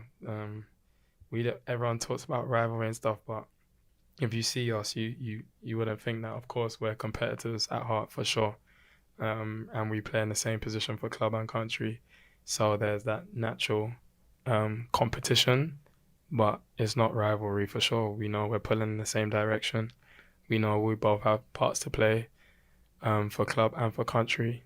So whenever he's playing, I want him to do the best he can because he's an amazing player and it's going to help us win. And I'm sure he thinks the same. So that's really it. It seems to be a bit of a theme, actually. Thomas Tuchel has almost created he's been very clear in everybody's roles, 2 players for each position and then, elsewhere, and that you're close, the people that you're... What does that do and how does it help? Yeah, I think it's great, to be honest. And I feel like also we have such an amazing team where everybody knows how good they are. So it's like, it's not that you're going to be on the bench and you're rubbish. It might be that opponent, that team suits one player better or someone's in form and, but like if you look at the last game, how the subs came on and won the game for us so easily. That's the strength and depth we have, and it's gonna be crucial for this tournament. You impressed as well against Costa Rica. It was great seeing you back out there. Yeah. We've spoken previously about wanting to score more goals. Yeah. Is that the main part of your game that you're working on? Is being more clinical? Yeah, definitely. I want to be more ruthless. I feel like.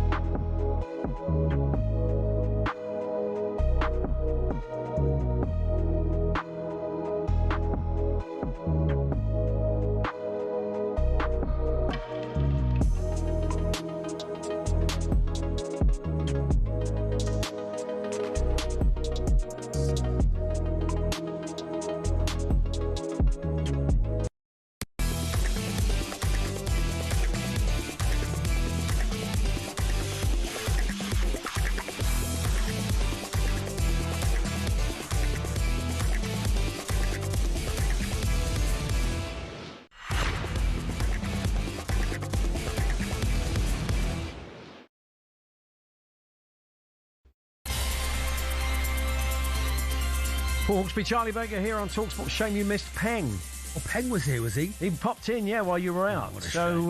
He's not very nice to me when I see him. We'll have some reaction to Peng a little bit later on because I want to talk officials now and how things have been going so far in this tournament. Also, the referee for England-Croatia tonight is Clement Turpin, a very experienced referee we see in lots of Champions League games and at big tournaments. But Thomas Tuchel does have a bit of previous with him. He was sawn off, he felt, in a game when he was the Bayern manager. 5 of his players were cautioned, then he was sent off, and he gave him 1 out of 10. Is that fair or not? We're going to have a chat with Graham Scott now, the former Premier League referee and athletic refereeing correspondent. Hi, Graham. Good after. It affects us all, Graham. Don't worry. It's the kick-off times and the fact we're normally on after 1. That's true. We don't blame you. It's okay. Let's start with Clement Turpin then. I've always thought he's a really good ref. And I look at this. This all comes from just one story around that Bayern game. But I'd quite like this game to be in the hands of one of the top guys. Yeah. He's a good fit for England, actually, because the Western European referees generally do allow more contact, and we'll no doubt want to play quite a physical game. That's our normal approach, isn't it? So our players are used to that. And he will let some stuff go. He won't give every time someone falls over, they won't get a free kick. So that should work quite well for us. And the Bayern game, a couple of seasons ago against Manchester City, to be fair, Turpin didn't have a good night, especially first half. He did miss a few things and he did get a few things wrong. And City, I can understand why Tuchel felt hard done by in that moment. But over the piece, over his career, he's been a top ref and is very, very calm, he won't get flustered by anything that happens, and it's a good fit for England. England-Croatia is a fixture. I'm sure he'll referee it well, even if he'll no doubt make some mistakes. But overall, it's a good appointment for us, I think. The officials so far generally seem to be having a pretty decent World Cup. We'll come on to a bit of a potential issue last night. VAR seems to be making decisions really quickly, far quicker than it does in the Premier League. It does. Well, for starters, most often in the Premier League, it's quick. People just don't notice it when something happens slickly in the background. You almost kind of forget that it's there for a moment, and the game just moves on. And that happens, of course, most of the time in the Premier League too. The World Cup, I mean, first of all, of course, you have got the best referees in the world, at least in theory, and probably also in practice. So the on-field decisions are more likely to be right. We also, I think we've got rather spoiled in this country by the such high quality of broadcast coverage we get from Sky and TNT and the BBC and others. They'll show multiple replays very quickly, whereas FIFA control the broadcast footage much more tightly at their tournaments, and you'll see 1-2 replays and that's it. And often actually the game moves on, and we kind of forget this. Whereas here, Sky will go back and they'll go, oh, look at this, and then they'll go back again, and then they'll talk about it even more. Which is their right, and often they're very good at that. Is there something to learn from that then? I mean, it does. The fact that the perception is it's working better. It may be quite good for our broadcasters to look at that and say, sort of in terms of going over old ground, less is more, because it does feel very different in the World Cup. It does. Well, the refs might like that. I mean, I think the thing is, the reality is our game, the Premier League is the most watched league in the world for many reasons, but that is one of them. The way the games are reffed, so there's much more contact. People like that. The way that they're broadcast, the way they're packaged together is just more compelling to watch. And you watch, I've done this, when you watch a game as VAR and you just got main camera one for 90 minutes, I can tell you most games aren't that great. No. And you realise quite how good the broadcasters are at cutting and slicing stuff into something that's much more enjoyable to watch, both live and then, of course, then in the highlights packages. Graham, I've got a question for you, which is the hydration breaks. I'm not a big fan, but has been covered. Why don't they stop the clock? Can you tell me that? Why? No idea. It would make so much sense, wouldn't it? Yeah. I suspect they will next time. I mean, I hate these as a fan and as someone watching the game and who wants to see the flow. And football, what makes football distinct is the fact that it's continuous compared to other sports. But I'm very fearful that they're here to stay. From a strictly refereeing point of view, it's quite nice. First of all, you get a break yourself, so you get to rehydrate. People forget that the referee always has to do 90 minutes.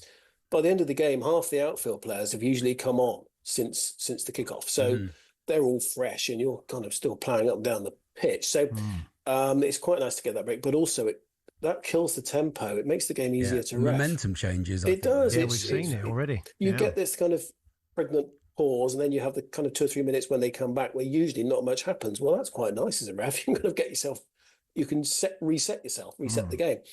But I hate them as a fan, and I don't see any need for them really, other than the most extreme hot days. Fair enough. Agreed. But during the breaks, Graham, we've not really seen what the officials are doing. I would imagine that are the officials getting together at the same time? Are they having a little bit of a recap on how the game's gone so far? Good question. Certainly, when we had them during COVID, because of course we did, we used to come together in the centre circle. Fourth official would bring some drinks on. Some liked energy gels, that sort of thing, because referees are running just as far as the midfielders, so they're running 10, 12K, sometimes more. And when we see later in the tournament, when we have extra time, are they having a break during extra time? I hope not. No, 7.5 minutes in. That would be ridiculous. Do you think there'll be a time when if they do keep, I hope they keep it. I mean, if I'm seeing that at Torquay Chelmsford next season. Well, one of our listeners made the point yesterday in the bleak midwinter in British football, we can have a Bovril break, couldn't we? That might be a better. The last thing you want is a drop of cold water or Lucasade or something. I didn't know if they could stop the coaching, because I think that break for coaching doesn't help either. I don't know if there's a way you can stop that, and like in the cricket. And also, we found when we had these breaks in COVID, they're supposed to be 2 minutes. Very hard to get the players back. Very hard. I'll name Guardiola. I could name any of the others, but I remember doing one game in particular where he was still coaching. It's like, well, he's going to keep going as long as he wants. There's and I can go over there and blow my whistle. I can give him a yellow card. he's not going to care. No. He's got a message to get across. He's going to get it across. And as it gets into the business end of the tournament, you probably are going to see more of that. I mean, it's going to be interesting to see if coaches are going to get yellow cards because they've been pretty strict on the 3 minutes. The most glaring error, it would seem, but you may see it differently, was Mr. Fagani last night, the referee who decided that Kylian Mbappe, even having watched it back on the monitor, felt that he'd bought the contact. I couldn't see that, Graham. I don't know about you. No, it's just a penalty. I mean, I did do a piece for the Athletic about it. I said on first viewing it looks like a penalty, and it looks the same on the second and the third. It does. Actually, so what are we? It's very hard to understand. Yeah. Usually, I could come on here and say, "Yeah, okay, I know it's wrong, but I can hopefully explain it to you in a way that maybe people go, oh yeah, fair enough." I can't really hear. It's just it's clear contact. Yeah. Would a ref want to show that they're not overawed by the size of the game and the players, and like just because you're a famous player doesn't mean I'm going to give you the penalty? Would they be trying to show that in any way? No, I don't think so. Certainly not here. I think if anything is a factor here is that in the last World Cup, the same referee accepted a VAR recommendation wrongly, and it cost him his place, potentially, certainly the knockout stages, potentially even the final. He was tipped for the final. And so it's desperately sad in a way. And from a refereeing point of view, you've got a colleague, albeit a man I've never met, doing his 4th World Cup, which is a record. He could easily have been going deep into this tournament, and there's every chance that his career's just ended on that one decision, because that'll be it now, because the FIFA will send him home at the end of the group stages. In some ways, I hope he gets another game and gets another chance, because no one should get done on one decision. No. But it is a particularly poor call, and there's no defending it. At the officials' hotel, the banter will be flying around. Myself and Andy were fortunate enough to go to the officials' hotel in the World Cup in Brazil, and we heard a bit of banter flying about. Somebody who the night before had not had the best game. One of the other overseas refs was saying, we've packed your bags. They're just by the front. So refs bans. They're kind of gallows humour refs. Did you leave your whistle in your room? Yeah, they thought I was quite surprised. I thought it might have been a bit more supportive, but they were quite savage in a kind of jokey way, Graham. Yeah, I mean, it is. I don't know. I've not done a tournament like that, but I can absolutely imagine that. It'd be certainly like that in a Premier League game. You've got to have that gallows humour, as you call it, exactly what it is to survive, I think. Yeah, it is a bitchy world. I've sat at a table full of refs at Do. Oh yeah, and they're just like supermodels. It's in one sense, it's a very got their camera switched on will know that's. It's a very bitchy world, Graham, isn't it? People would be surprised. Anyway, look, good to talk to you. We'll catch up with you later in the tournament. Thanks for joining us. Brilliant. Thanks very much. Thank you, Graham. Former Premier League ref Graham Scott, athletic refereeing correspondent, with his thoughts on the tournament so far. Tell us what you make of it all. Yeah. Maybe you thought that was a dive. Why didn't he get a yellow card? It really wasn't a dive. Why didn't he give Mbappe a yellow card for simulation? He said he bought the contact. Mbappe will get the next one. Yeah. I've already told you. Messi should have got a red for that rake down the calf and Achilles on that lad. Names on ref shirts, Paul. You having it? No, that's not a good. Ref, can I have your shirt? Yeah. They've got their names on their shirts. I've not noticed. Yeah. That. Really? Ref, can I have your shirt, ref? Later on in the show, we'll find out about the weather conditions, not just for England, but all the nations in action tonight. John Ketley joins us. Weatherman Burnley fan will be popping up to see what conditions England will be playing. Well, we know the roof's on, we know the aircon's on, so, you're not probably going to need a drinks break, but that would be wrong because every game needs to have them. Otherwise, it's not fair. And they can't sell the advertising, Paul. That's true. Jason Cundy joins us. Trevor Chalobah, a late call-up. We'll get Jason's take on that. They've got a sports bar special. He'll tell us a bit more about that. Tim Vine with his England World Cup song. The cricket, the second test is about to get underway. Half-hour delay. And Sam Ellard will be keeping us updated throughout the show.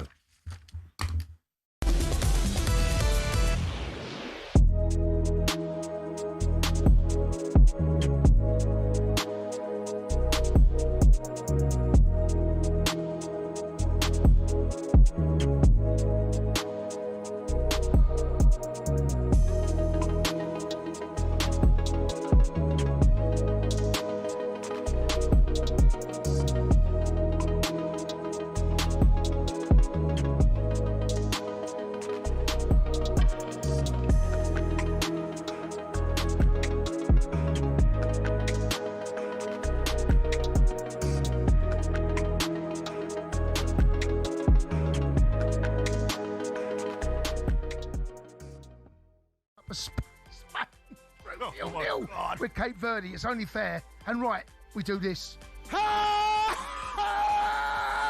¿Quién ha visto a España? Paella. ¿Puedes oírme, paella? Siempre eres tú. Menuda paliza. Ni cucaracha. Estrella. Chorizo. Chorizo. ¿Puedes oírme, chorizo? Siempre eres tú. Menuda paliza. Siesta. Tiki-taka. Taka, tiki-taka. Tiki-taka, tiki. ¿Puedes oírme? Tiki-tiki. Siempre eres tú. Menuda paliza. La Liga. Tumbonas. Benidorm. Pablo Picasso. Sangría. Islas Canarias, Santiago Bernabéu, Rafael Nadal, Málaga, Penélope Cruz, El Clásico, ¿puedes oírme? El Clásico, ¿puedes oírme? España, siempre eres tú, menuda humildad. Oh, mate. That's hard work, that, mate. I didn't know you could. That's hard work, that. I didn't know you could. Mate, took a lot of effort. I didn't know. No, me. I didn't know you had that in the locker. Me neither. Unbelievable game that we saw. Spain, the European champions, would take on Cape Verde. In a game where I thought Cape Verde absolutely deserved a point out of that. And you know what football's like? I see 5 minutes come up of extra time at the end of the game. I'm like, this football's such a cruel sport that you don't always get what you deserve, but they absolutely got what they deserved. Yep. And had Spain somehow nicked, they'd headed towards the end. Had they somehow nicked a goal, that would have been one of the biggest travesties I can think of. Listen, I was watching the game. And I was looking at it, I was thinking, damn, I couldn't see a way, because you know what it is? It's the low block that you can't unlock it no more, because people are defending so well, teams are defending so well, and it's hard to, you need individual brilliance, or what do you have to have? You have to move the ball faster to get your wingers on the ball so you can get crosses in and get goals that way from for your striker, but on a huge night for Golden Boot hopefuls, Lionel Messi feels lucky to achieve his dreams and more with Argentina. Even at 38, he finds a way to just be the standout guy. That's talkSPORT's Scott Minto. He saw Messi 3, Algeria 0 overnight. He goes level with Miroslav Klose as the World Cup's all-time leading goal scorer. Meanwhile, Didier Deschamps dished out some half-time truths to a sluggish France. Elise moves central to improve his link with Mbappe. Is the French striker Neal Maupay. I think Mbappe can actually play higher on the pitch and use his pace more rather than try to create himself, because he knows Olise can do it for him. So he was great. Mbappe is now France's all-time leading goal scorer after 2 second-half goals in the 3-1 win over Senegal. Erling Haaland also got 2 in his first World Cup game. Norway beat Iraq 4-1. Haaland's youth coach Alf Ingvar Berntsen told us the big man's movement is still underrated. It seems like it's just tap-ins, but if it's that easy, try yourself. Yep. So he's really smart in the box. And of course, tonight's the night England kick off their World Cup campaign against Croatia. Harry Kane's calling on his teammates to play with freedom and enjoy themselves. We'll enjoy ourselves when we listen to it live here on talkSPORT with all the build-up from 7 p.m. Kick-off is at 9.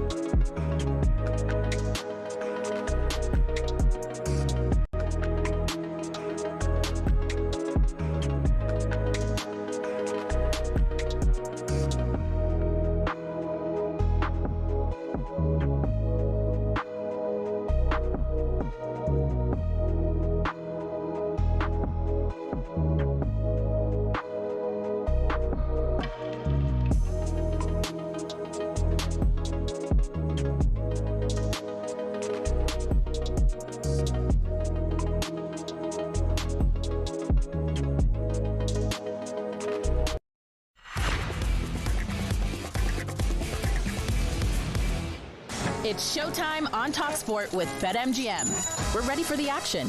Are you? Visit betmgm.co.uk or download the app. 18 plus. GambleAware.org. We told you earlier on that Bernardo Silva had joined Real Madrid. Yep. Again, another story that's been rumbling on, but it's now official that Danny Röhl has left Rangers to go to Salzburg. Wonder who's going to go in there, Paul? There any early names that we've heard? Or? I don't know. I'll look at the betting. We'll look at. I'll tell you what. Big Frank, perhaps. That's a little curveball we will throw at Alex Licence to keep him on his toes. We want to obviously focus mainly on the World Cup. It's time now to look at all the latest odds and more with BetMGM. Alex Licence joins us once again. Hi, Alex. Hello, Alex.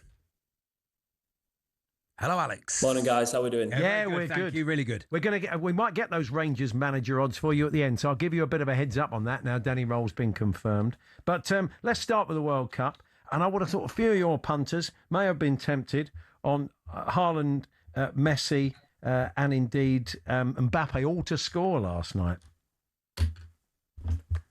Yeah, it really feels like the World Cup's up and running now, doesn't it? We talked yesterday about how Monday was very much a bookie's day with those 4 draws. Well, last night was quite the opposite. Like you've said, all 4 favourites winning and all the big name players scoring. Started off with, Mbappe to score any time was the most backed market in that match for us. France, I thought, pretty poor in that first half, weren't they? It could have been a different story if Sarr scored that chance before the break. We saw France in full flow in that second half. I don't really think there's a side in the tournament who can cope with France in that mood. But it was Elise making things happen, wasn't he? And Mbappe stole the show.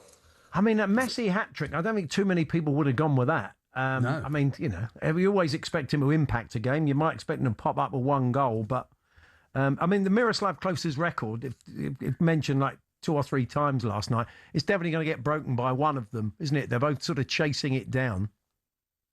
Yeah, they are, yeah. So, just on that Messi hat-trick, we did have 12 customers who backed a Messi hat-trick. It was 18-1, so quite a big price when you look at it now, but obviously hindsight's easier. But yeah, you would imagine that closer record, it's going to get broken, isn't it? Messi now just needs 1 to overtake him, and Mbappe 2, so could be quite an interesting race between both of those to see who ends up on the most goals this tournament. I'm asking you odds you haven't got, Alex, but the Golden Boot, who's the favourite of the Golden? The Golden Boot slightly skewed, isn't it? Because there's more games. So. I wonder if people as well with England, and we'll talk about that in a moment, with the England betting, that in England, I would imagine a lot of fans are going for Harry Kane Golden Boot. They're kind of maybe heart ruling head. Who knows? Let's hope it's head ruling head. It's normally about 6, but I reckon we're looking towards 10. You think with the extra games and the smaller countries? Yeah, we could see. That's true. That's a good point, isn't it, Alex? We could see a lot more goals maybe for the Golden Boot. You're going to need to get over the line for it. We could, yeah. I mean, at BetMGM we ran an offer pre-tournament where if you'd stake £10 on the Golden Boot winner, every time they scored, they would get £2 free bet. We saw, as you can imagine, a lot of people going for Harry Kane and Mbappe and Messi. So, and as well, Haaland, maybe not so much with him being a bit of a smaller nation. So we gave away, Messi backers, they'd have got £6 in free bets this morning, and then Mbappe and Haaland getting £4. But looking at the odds, as you would imagine, Mbappe and Messi, they now lead the Golden Boot market, so they're both joint favourite at 5-2. Before a ball was kicked, though, Mbappe was 5-1 and Messi as big as 12-1 pre-tournament. So they're both coming a long way after the first round of games. So let's look at tonight then. Again, as we said, it's not going to be easy. I don't sense it being a rout from an England point of view. What is the betting saying? Yeah, just before we get into that, I did want to ask your lads' thoughts on what do you think on the news with Chalobah coming in to replace Livramento in the England side? Because to me now that looks a really, really unbalanced defence for England. I mean, look, I think there would have been a clamour, and there was a clamour on the station to think that this was the opportunity to bring Trent in, but that's not going to happen. I want to know what Trent said to Thomas Tuchel when he crashed his car, ran his cat over. Yeah. Well, I mean, he's played there. We're going to have a chat with Jason Cundy, and he sees a lot more Chelsea than I do, but he has played there in that position, hasn't he, before? I mean, I think Wayne Rooney was saying he'd like to see Luke Shaw get a mention or something. I don't know. It came out of nowhere, didn't it? I mean, we wouldn't necessarily have thought of Trevor Chalobah first up, would you, Alex? No, you wouldn't. I mean, by the noises, it sounds like he sees Dan Burn, Concert and Kwanzaa as options there. But I don't know, to me, it just feels a little bit like square pegs in round holes. I hope I'm wrong. He's the manager, he's the one in charge. But yeah, I don't know. I'm a little bit unsure, but hopefully they can settle all our nerves tonight. England, as you would imagine, 4-6 favourites. The draw 5-2 and Croatia out at 4-1. I do feel, I listened to you had your Croatia Expo on, I do feel like we might be underplaying this Croatia side a little bit. I mean, in the last two World Cups, they've made the final, they've made the semi-final. But head-to-head, England have beaten Croatia in the last two meetings. And, well, if we're in the spirit of sort of goal records being broken this week, Harry Kane, he's 2 away from Gary Lineker's record of 10 at the World Cup. So if you fancy him to do it tonight, he's above 5-1 to get a brace tonight, if anyone fancies that. Well, having seen Messi, Haaland and Mbappe all turn up at the party, Cristiano's going to want to do the same thing. They play earlier on, before England, against Congo. So what's the odds on this one, Alex? Yeah, Portugal favourites, as you would imagine, again.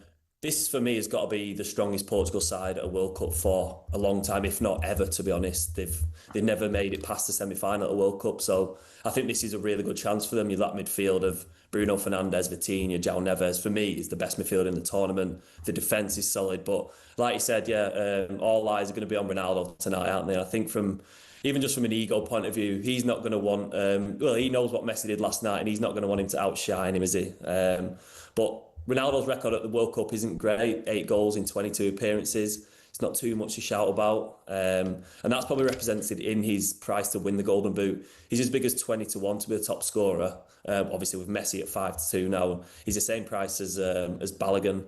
I'm just thinking, is this one tournament too far for Ronaldo, or do you think he'll come out and surprise us all? He always seems to turn up, doesn't he? Again, you look at the way Portugal play, the way we saw with Messi last night. They're often looking for him, they're often looking to get him in. I can't see that situation changing. So I'm looking forward to seeing how he does. Me too. Yeah, look, when he's on it, he's a great watch. And I'm saying... Well, the heat might slow everyone down, which means the older players might be able to play a bit better because everyone's slowed down by the heat. That's a theory. That's a theory. I said who's the next Rangers manager. It's going to be Derek McInnes, isn't it? They may have just confirmed Danny Roll's gone, but that's the word, isn't it? So I doubt there's even a particularly buoyant market on it. That's more or less done, isn't it? The feeling. Yeah, I was going to say we don't have the market up because all the reports say that he's nailed on to be Hearts gaffer, Derek McInnes. Yeah, so that'll be an interesting one to see how they do next year. Well, look, enjoy the game tonight, Alex. We'll catch up with you tomorrow. Thanks very much.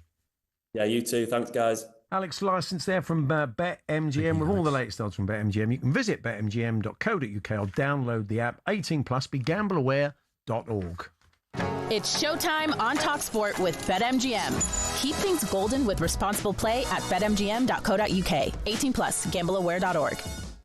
Just a reminder that the second test at the Oval got underway slightly later because of a rain delay, but they're out there now. We're going to get an update from Sam Ellard. We're about 15 or so minutes into the match. So we'll do that. We'll get some of your emails, texts and tweets as well.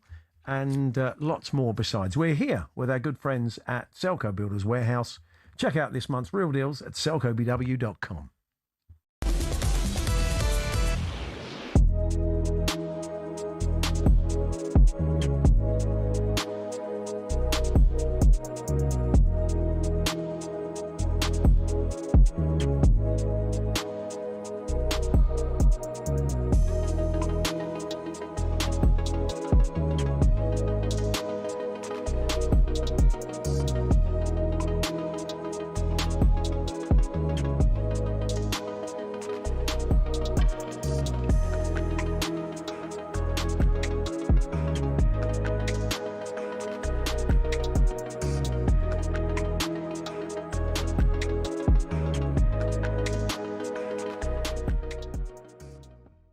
I think all England have to do is win. And I disagree, Andy. There has to be a good performance tomorrow because if there isn't, we already seen the kind of pressure that Thomas Tuchel's on for not picking, Trent, for not picking some of the players he's picked.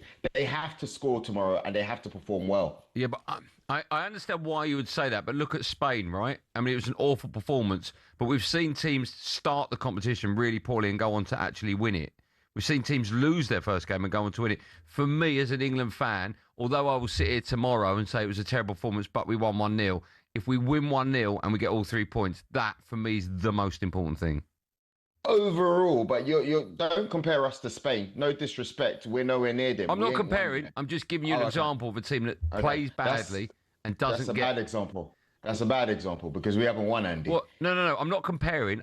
Okay, Argentina. I'm not comparing England to Argentina, but they have lost an opening group game and gone on to win the World Cup. That's still a bad example, Andy, because these are teams that have won the World Cup. Okay, Joe, what would you rather? Okay, what would you rather have tonight? An unbelievable England performance, Harry Kane hat-trick, we draw 3-3, or a terrible, one of the worst performances you've ever seen, and we win with a 90th minute penalty?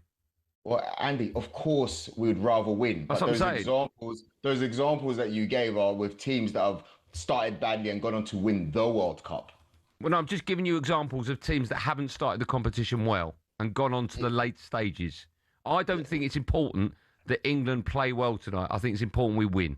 What's key tonight? If number one thing that needs to happen, is it a win or performance? The number one, top of the list. The number one thing that needs to happen, Andy, is we need to score and play well. Yeah, well, that's two things. That's top. What's top of the list? No. That's top two. What's top two? That's the answer. I agree.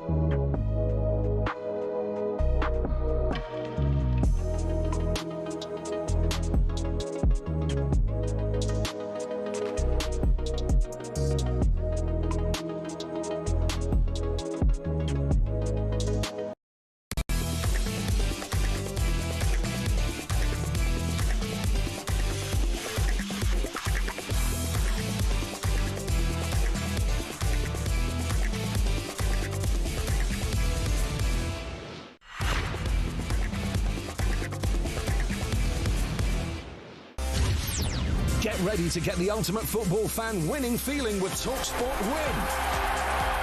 Yes, talkSPORT are an official radio broadcaster of FIFA World Cup 2026, and to celebrate, we're giving you the chance to win £26,000 cash. And the best part is completely tax-free. That's right, £26,000 could be yours. Fund your summer. Enter now. And how do you go about winning that money, Charlie? For your chance to win, text talksportwin.com or text WIN to 83338 by 6 p.m. on 20th of July 2026. Your text costs £2.50 plus your standard network rate, or send your name and number by post to Comp1, PO Box 3190, Colchester, CO2 AGP. To arrive by midnight on the 23rd of July 2026, 18 plus UK residents only. So for your chance to win, text WIN to 83338 now. This is a network promotion. Full T's and C's at talksportwin.com. Thank you, Charlie. The second test, the Oval was said slightly rain delayed, but underway. We're about 20 minutes or so in. Sam Ellard is there for talkSPORT. England won the toss, Sam. Does that look like a good call from what we've seen so far? So I think we've seen enough already that England are going to have to make this new ball work. The first sort of hour or so is going to be so important for England to strike early, because it is perfect conditions right now for batting as Jofra Archer comes in to Tom Latham, a ball outside of off stump, no shot played through to the keeper. If New Zealand can get through this first hour, maybe even this first session, they will be very, very happy. It is baking hot. The pitch looks a decent one, so I think this new ball for England is going to be crucial. 12 without loss in New Zealand. Latham and Conway at the crease. Jofra Archer's second over, a really good quick over to Devon Conway. He flashed an expansive drive wide of off stump to the penultimate delivery of the over. The ball sailing through the cordon just wide of gully, and he picks up 4 runs. Taking the new ball with Jofra Archer is Matt Fisher. He's been bang on the money so far for England bowled really good over to Tom Latham, going around the wicket, a little bit of movement coming into the left-hander, but apart from that, wide and a little bit reckless drive from Devon Conway. No real chances so far for England. Archer and Fisher with the new ball in hand. Latham's got 4, Conway's got 8. Good conditions here at the Oval. This new ball crucial for England. New Zealand 12 without loss. Thank you very much, Sam. Over on the talkSPORT Cricket YouTube channel, if you're overseas, you can enjoy ball-by-ball commentary with our fine team, and you can listen throughout the day. But we'll keep you updated, of course. So, Get Torquay's Sonny Baker on, Paul. Oh, yeah, you found a way to bring it back to Torquay. Exactly, Torquay's Sonny Baker. Is he a Torquay fan? Torquay's Ollie Watkins playing tonight, Paul. We're saving England. You are. The West Country is saving England. Certainly. Talking of which... Peng, the premonition panda. He was in. We've had some reaction to. I can't believe I missed him, Paul. Was he nice? He was nice. Yeah. Was he nice about me? Or one of the listeners pointed out there was shades of Jethro about him at times. So I don't quite know. I've heard he's quite posh. Well, he was poshish. He's quite poshish. Poshish, yeah. Oh, yeah. He's so quite what posh. do people make of Peng? Well, maybe he spent some time in Paynton Zoo, Paul. Oh, that's it. Or Newquay Zoo. Newquay had a zoo as well. So maybe he spent some time down there. What was he giving it? What happened was he? Not quite. I said to Denzel, there was a bit of a burr about him. Oh, right, was there? Okay, there we are. So what else are we hearing from the listeners today? When is Andy Jacobs back? That's from Danny. He always sends that. Yeah, okay. He's being nice. He's having a joke. Yeah, okay. Tomorrow, I think. But he's back. Andy's back tomorrow. I miss Andy whenever he's not here. It's, I love the show. That means you're working, so it's every cloud. But exactly. I'm actually on the show then. Yeah, that's it. Yeah. I reckon Peng the Panda would be able to do a great impression of Charlie. Sounds so alike. I can't. Weird. I've seen Peng. I can't do the voice. No, okay. I know that's from Lee and Crew. Thank you. Quite like pandas, but if they're really like that, they don't carry the same weight in my mind now. That's that's Jim. True. That's the pandas forever. Exactly. I've had my own premonition. I've seen that Peng the premonition panda is Charlie Baker, but people need to get that out of their heads. Yeah, that's not true. Scott says he can't even put a different voice on. I'm classically trained. What do they mean by that? Classically trained. I've no idea what they're on National about. Youth Theatre. Peng the panda. Yeah. Is channeling Sven. He thinks he goes around the world and Sven had his time. Sven had his time. He didn't waste his time while he was here, did he, Paul? No. Sven had a nice time. You mentioned earlier on you enjoyed the France game via a Barry Manilow concert. I did, yeah. And did anybody else come up with any? Yeah, absolutely loads. I have to find them now, Paul. Okay, sorry, I should have. That was a long time ago. It was a long time ago. Bermuda Triangle de Maria. Thank you, Jamie and Wickford. That's very, very good. Very good. Can't Smile with Yakubu. Stacky the Blue Nose. Not very bad. Nice. Yeah. I write the Alex songs. Yeah, good. Very good, Freddie and Stroud. Thank you very much. Efanu Copacabana. Yes. Efanu Copacabana. Yes, it works. It is quite laboured. That's Tim in Sunderland. His name was Rico brackets Lewis. He played in a diamond. There's crackers. Stretching it as far as it can go. Wollaston Village FC have been in touch, and as you know, Paul, they always take it down a mine. Yes. And morning, lads. If you sang all things bright and beautiful earlier on, because we said good morning. Good morning, Charlie Baker. Good morning, everyone. Everyone used to laugh at the line, "The purple-headed mountain." Yeah. The thing is, thank you. When you are 8, because when you are singing that, the relevance of you don't whatever entendre you've managed to find in it, which I can't particularly. I don't know what you're on about there. No, but once you got to a certain age, there we are. Maybe. And then I can't see any more. Paul. That was it. And then that's good. Well, it's the previous show. Yeah. So before that. So okay, we can do some of them. No, but do get in touch. You want to get in touch on anything this afternoon? talksport.com/H&J. Text to 81089. Tweet to TS. Norman McMullen's just texted Lewis Hall, which I'm assuming is for Trevor Chalobah conversation. Could have been, yeah. I mean, could have been called up. There was a possibility. There was a feeling he could have been Lewis Hall. The two Lewis Halls. First Test ball. It wasn't a wicket. I thought it was a wicket. It was the first Test. I nearly did it. It's so easy to look up. I mean, they have put in the corner First Test Lords. I thought we had a wicket. Apart from the fact that it's Gus Atkinson bowling, who's not playing. Charlie was pointing me there to a wicket. Wicket 4. Yeah. No wicket. Not a wicket. Not been a wicket. Now, coming up in the final hour of the show, we will be chatting to John Ketley. We've talked a lot about the weather and the role it has played in this World Cup. In the end, it hasn't been that bad. We've not had those kind of. I mean, look, there's still plenty of time for it to happen, but Club World Cup games interrupted, 2-hour delays. We saw that in the Costa Rica game last week, didn't we, where there were delays on the Wednesday. But look, we hope that isn't the case. Will it get hotter as it... Well, we'll ask John Kelly. Will it get hotter as we go on, Paul? Don't ask me. I don't know. I'll ask John. Ask the weatherman. Matt Scott's going to join us.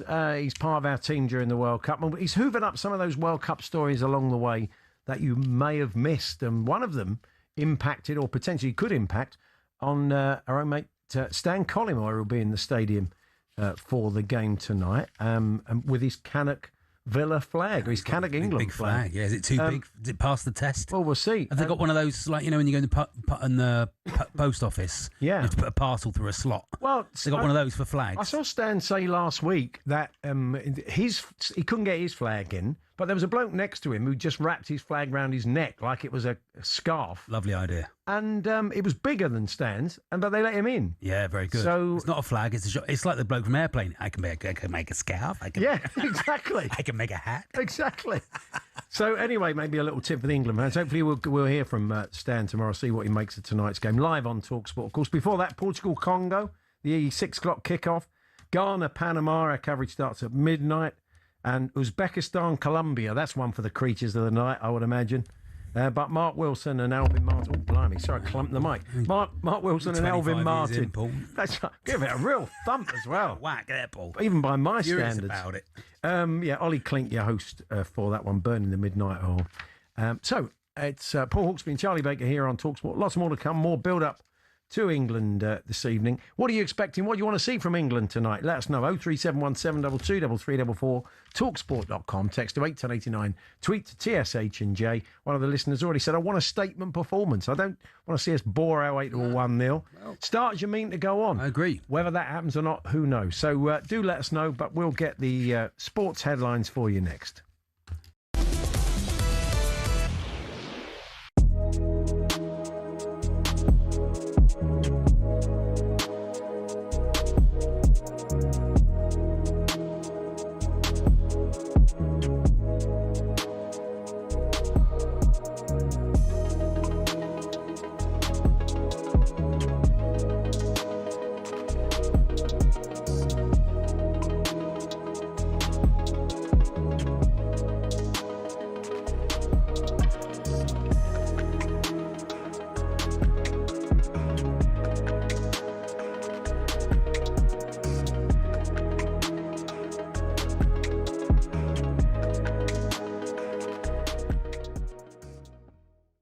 If England can get other players in their top form and scoring goals as well, not only Harry Kane, Bellingham playing really his best football that he played when he just went to Real Madrid, Rashford, Saka, and then also players on the bench coming off and being an important role in that. England can go really far and can go to the final. You know, it's that momentum that you need. It's that belief. And you don't have to play you don't really want to play your best football against Croatia. You in a way, you want to struggle a little bit. Not play bad, play okay, struggle a little bit, winning 1-0 or 2-1 or whatsoever. Well, 1-0 preferably. And build your confidence and go on. What have you made of Thomas Tuchel and the way he's handled the job so far? Are you impressed with him, Jim? I like him. I like him a lot. He's got that likability. He, I was fortunate to sit next to him or sit close to him when, first of all, with the Chelsea games when he comes and watch Chelsea, but also with the final of the FA Cup, and when all the players came past him, he had an interaction with all players, and you could see the facial expression of all players. They all really like him, and all really take the.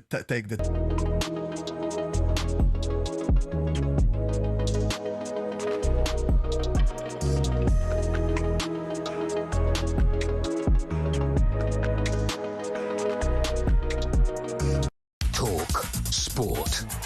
I'm Ben Fletcher. Good afternoon. Straight to the Oval where there's been a wicket. talkSPORT Sam Allard. New Zealand 14 for 1. Matt Fisher playing his first test since 2022. He has the wicket. Devon Conway goes for 9. It's short, sneaking down leg. It's there to be pulled. Conway somehow manages to glove it rather than middle it. Easy catch for Rue on debut to get his test catching career underway. England have their first wicket of the morning session. New Zealand 14 for 1. And there's plenty more on the talkSPORT Cricket YouTube channel. Now, be brave tonight. That's Thomas Tuchel's message to his players ahead of their World Cup opener. The England manager has told talkSPORT the last fortnight has been one of the most enjoyable of his career. I'm very excited to take the step into the tournament. It builds up, but at the same time I'm very calm because I know what I see the players on a daily level and I feel their energy and I feel that it's exactly right. We bring you England-Croatia live with all the build-up from 7 on talkSPORT. England-Croatia live on talkSPORT from 7. So good I said it twice. Real Madrid have confirmed the signing of free agent Bernardo Silva on a 2-year deal. The former City midfielder plays for Portugal against the DRC today. Kickoffs at 6 over on talkSPORT 2. Next, Lionel Messi says he surpassed even his wildest boyhood dreams with Argentina. That hat-trick against Algeria makes him the joint World Cup leading goalscorer of all time. Kylian Mbappe is only 2 behind him after his brace against Senegal. But Premier League Golden Boot winner Jimmy Floyd Hasselbank doesn't think Mbappe is close to Messi's level. Don't get me wrong, he will score goals. He will score goals in this World Cup. He will not have that first half again. But I can't. You shouldn't say Mbappe and Messi in the same sentence. There's plenty more at talksport.com. talkSPORT News. The Prime Minister says he's not bitter or angry despite further calls for him to stand down, and the crime of murder could be split into first and second degree like in America. More from Emma at past. talkSPORT weather with QuickFit. Sort your new tyres this summer at a time that suits you best from the comfort of your home or work 7 days a week with our mobile tyre fitting service. Conditions apply. Brightening up gradually, especially in the north, but a few showers this afternoon and remaining murky in the southwest, Charlie.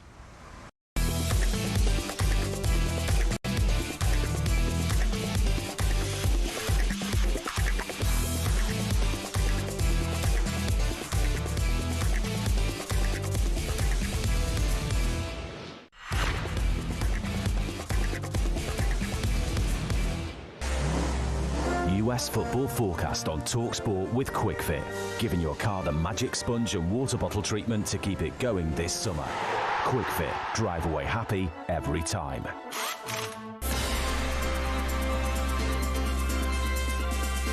Yes, it's time to look ahead to the latest weather over in America, all thanks to QuickFit. Yeah. So far, so good, really, in the tournament. We've not seen really any weather interruptions, but it has fed into the pace of some of the games, and it certainly will as the tournament unfolds. But for England this evening against Croatia, the roof will be on and the aircon will be on, so I would imagine things shouldn't be too bad. Let's find out from an expert. Burnley fan, weatherman supreme, John Ketley joins us. Good afternoon, John. Hello, John. Hi, good afternoon, Paul. Good afternoon, Charlie. So, yes, I say it's your kind of job's done when there's aircon and a roof. You don't really need to worry too much. What's the weather like? Weather, yeah. It's like saying, what's the weather like indoors? Yeah. Well, out here, it's pretty stifling. The heat advisory for 35 degrees over there in Arlington, the Dallas Stadium today. So it is very, very hot indeed. It is going to be dry, of course, but who cares when they're indoors? It is just going to be a very, very hot and humid evening. Let's hope it's not going to be quite so hot and humid down on the pitch and things will be hunky-dory and we'll win 1 or 2-0. Let's hope that's the way things go. I might just mention, though, there is some pretty stormy weather not that far away to the south. We've got a load of downpours developing now around Houston, and there's a match there, of course, today. Yeah. That's Portugal against DR Congo. And I think there's going to be some pretty nasty weather there in the next few hours. Okay. So some blustery winds, some torrential rainfall. There will be local flooding in the area. This is because of some tropical downpours. And if this system intensifies in the next few hours, it could be named a tropical storm, which would be Arthur. So there we are. So things are a bit more interesting down south. So that would, if it's a tropical storm, there's a fear of that. We could see delays. I mean, I wonder if we could ever see a situation where a game has to can't be played simply because of a tropical storm. Ronaldo, he'll be feeling that in his knees at his age. Yes, they probably would be. Yeah, it's like your old nan. Yeah. There's a storm coming. I can feel it in my knees. It's the same with our cats. They turn their back to the fire when there's snow on the way. Oh, okay. Wow. The old pencil sharpener gag, but I won't bother. So yes. So Houston, we have a problem. We have a problem. We'll look out for that. We do John. indeed have a problem. Yeah, that's right. Yeah, that'll be interesting. Elsewhere, things are looking pretty quiet. We've got a match in Dallas, of course. Yeah. No, Toronto, I should say. We've got Ghana against Panama. A bit of rain coming along there. It's cooler up north, of course, 23 degrees. And down in Mexico, we've got Uzbekistan against Colombia. And the temperature there at the moment is just 14. People think that it's pretty hot all the way over Mexico, but of course, there's 7,000 feet above sea level. And they're probably only going to get to about 23, 24 degrees for the afternoon and going into the evening for that match, Uzbekistan. So things are much more lively around the Gulf of Mexico. It's going to be pretty nasty, I think, around Houston. And looking on a couple of days, of course, we've got matches going on at Boston again at the end of the week. I think Scotland are turning up in Boston. There will be some rain there tomorrow, and it's obviously cooler. It's temperatures have dipped quite a bit on the eastern seaboard in the past week, so it's nothing like as hot as it used to be a week or so ago. And probably for the match, Scotland's game, it's going to be okay, and 23 degrees once again. Nice, that's good. Very nice. That's good for Scotland, isn't it? Fantastic. Now you've been doing a little bit that we're going to do today. I know you did it last Wednesday. You've been doing it with Max at the weekend. Yeah, we've got a game, haven't we, John? It's called "What About All This Weather We're Having?" Yeah, indeed. This is the only thing on talkSPORT at the moment that Sean Dyche isn't doing. Well, we've got John Ketley on, and he's a weather expert, of course, Paul. And today it's you versus him. Are you ready to take the challenge? I'll do my best. How's John been doing against you and Matt? He thrashed us Sunday 4-1. I mean, I think it was 5-1 referee. Oh, 5-1. 5-1. Not that he takes it seriously. Yeah. I did lose 4-1 on the first occasion. You did, but we knew we'd already heard them, unfortunately. So how does it work, Charlie? Briefly, how's it? It's I give you a game and the day and the time it was played. Yeah. They're famous World Cup games. Well, they're just World Cup games. Yeah. And you tell me the temperature in degrees C. Okay, fair enough. And if whoever's closest, if you get it spot on, three points. Okay. And if you get whoever's closest gets 1 point. Are we ready, John? At home, folks. Here we go. There we are. Let's go. Let's. A bit of weather report, Paul. Thought you'd like this. Nice, yeah. They're very nice. Okay, so I'll start with John Ketley. 27th of June, John, 2010. Yeah. World Cup round 16. Germany 4, England 1. It's the Lampard ghost goal game. It was in Bloemfontein, South Africa. 3:00 kickoff. And it was sunny. But what was that'd be their winter, though, wouldn't it? Yeah. That'd be their winter. Yeah.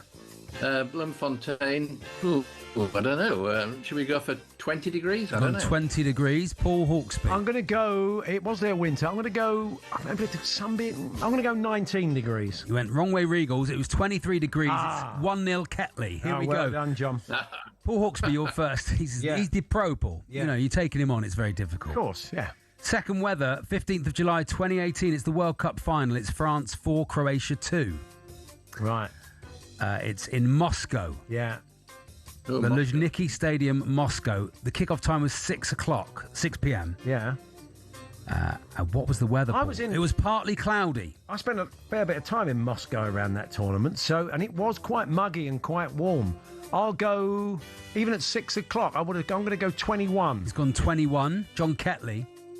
Yeah, well, I'm going to surpass that. I think, Paul. I think I'll go 28 for that one. Oh wow. It was 28 degrees C, and there's John Ketley, bang, back of the net. Incredible scenes. He's 2-0 up. You can come back though, Paul. Okay. Oh, no, Paul, no, you can't, because John gets 3 points for that. Okay. He's on 4. I'm playing for pride. You're playing for pride now, but, professional weatherman. John Ketley. 30th of June, 2002, the World Cup final. Brazil 2, Germany 0. Ronaldo double. Yokohama, Japan. Yeah.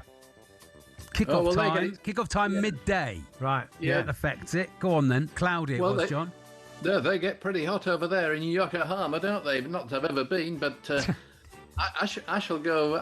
Well, should we go for 29 again? 28, 29. It's gone 29. 29. I'm going to go 30 degrees. It was 21 degrees. And he wins. He wins 4-0. Wow. John, well played. I mean, well done, John. I was up against John Ketley. I know, exactly. But it's the Lionel Messi of weather. So what chance? Undefeated. Well, just a Messi. Thank you, John. Let's hope let's hope everything's all right in Houston, and we get a decent game, of course, in Dallas. But we'll catch up with you soon. Thanks, John. Cheers. John Ketley there. That was talkSPORT's weather update. All thanks to QuickFit. Drive away happy every time. US football forecast on talkSPORT with QuickFit. Like a super sub that keeps your car in the game this summer. QuickFit. Drive away happy every time. Charlie was telling us earlier on. Oh, what was I telling you? Well, you were telling us that you saw Barry Manilow last night. Oh, yeah, I did. And you a few enjoyed times. The Kylian Mbappe, all the goals that were scored, the Barcola goal by France. You enjoyed them all via Barry's song. Exactly, yes. At different points of the evening. Can't Smile Without You was the first goal. Yeah. Mandy was the second goal. Third goal was Copacabana. Karen, she's off to see him tonight. He thought he's the last gig in the UK. I'll enjoy it, Karen. I've got Manilow tonight, so let's see what times England score and whether it's similar to the France time. Similar things, yeah. So, yeah. Karen, what a do good a report idea. back tomorrow at what point the England goals went in compared to the song Barry was crooning at the time. So have a good time, enjoy that. I mean, I'm not saying he drags the gig out, but he drags the gig out a bit, Paul. But, Football coach Steve Baker, good afternoon, Steve, says, Peng the Panda, is that Rupert Bell after 3 bottles of Malbec? Well, he knows Belly. I know he knows Belly. Yes, Peng. So it's an easy mistake to make. So there we are. The Byrams enjoyed it. Some did, some didn't. I'd say, it's divided opinion. Paul, as I A bit always like- say, a bit like calling up Trevor Chalobah. As I always say, not everything's for everyone. So No, that's just how it that's goes. Jack Rowley's been in touch. Frank de Jongs for I Write the Songs. Okay. Very, very nice. That's a very nice Frank de Jongs to make the whole world cry. He didn't even write that, Paul. Where Barry Manilow didn't even write that. No, he didn't, did he? Didn't even write it. Who I wrote Write it? the Songs. Don't know. Where are you watching tonight, Charlie? I'm at home tonight with my father-in-law. I'm going to pick him up and bring him over, and we'll have a few beers, and then maybe I've got a new barbecue. I'm off camping with my son. I bought a fold-up barbecue. Right, so you want to give it a Christmas? I'm going to give it a run out, see if it works. Yeah. BM Bargain's best fold-up barbecue. So what quality are we You're expecting? not messing about then. Well, that's all right. Look, it's a little cab. It's good. I don't like these big gas barbecues. No, Paul. no, Just I like an oven outside. I agree. You don't want that. You just want a little bit of charcoal on a bit of old metal. Yeah, that's it. That's all you need. Well, Paul. People fuss on about the barbecues, and it's boring. I mean, we're not sponsored by a barbecue or anything, are we? We're not No, sponsored I don't by any think- Kettler or something. I don't think they're coming in. No, but you know, John Kettler. barbecue footballers. Yeah, no, no, don't do thank that. you. Ashley, we don't want any Ashley Coles. Andrew We Coles. don't need it. We really don't want any. We don't need it. I'm trying to think of them now. Harry Skewell. Yeah, I'm with that's you. what I was going I'm with. with That's you. enough. Move on. Jason Cundy's going to join us. for Oh, a that's chat. nice. They have a sports bar special tonight during England versus Croatia. We'll tell you more a little bit about that. And we'll talk about Trevor Chalobah, that, of course, Jason has seen a fair bit of him at Chelsea. Tim Vine is going to play us his new England World Cup song. Oh, good. We're going to have live racing over on talkSPORT 2 from Royal Ascot, day 2 of Royal Ascot. And I think we may just check in with Rupert and Lizzie to set the scene this afternoon. We'll find out where Rupert plans to, four bottles of Malbec in, watch the England game with a hand over one eye, no doubt. So that's all to come. But we're going to look at some of the weird and wonderful stories in this World Cup that you may have missed, and indeed we may have missed. Our own Max Scott has been rounding them up for us, and he's going to pop in and see us very shortly. We'll also play a quick visit back to the Oval, keep you updated on the second test. It's the 1 wicket for England so far. We'll cross back to Sam Ellard very shortly. We're here, of course, with Selco Builders Warehouse. It's where the trade go.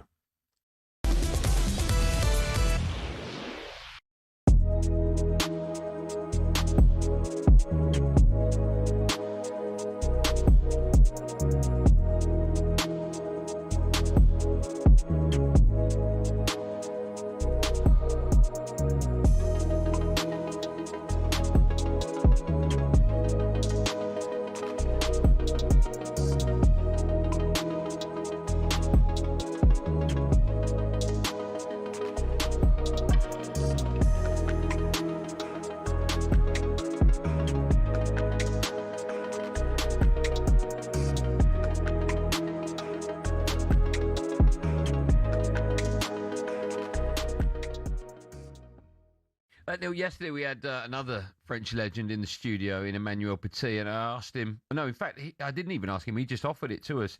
He said that he thinks Mbappe is more important than Henry was to France. Who do you put above the other on that list? Who's a better player? Who's more important?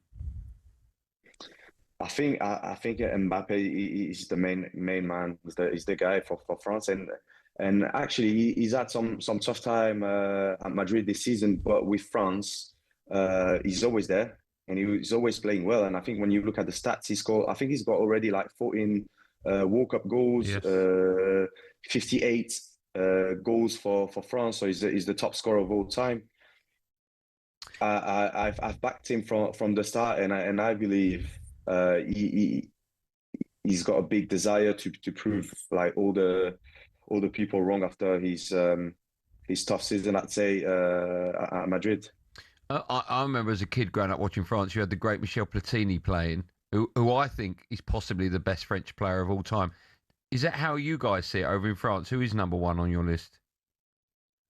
It's hard to say because I feel like most of the time great players are being recognized more when they retire. And I think that's kind of what happened with Mbappe when he was playing for Paris. Like he was criticized a lot, but then we left him, and the League One in France is not the same with or without Mbappe, and I think that will happen to him. And I believe we've never had a player coming from very young age, like doing the things that he's done already. He's one of the World Cup. He scored so many goals, and so I think he will be number one on the list for sure. But that will probably happen at the end of his career.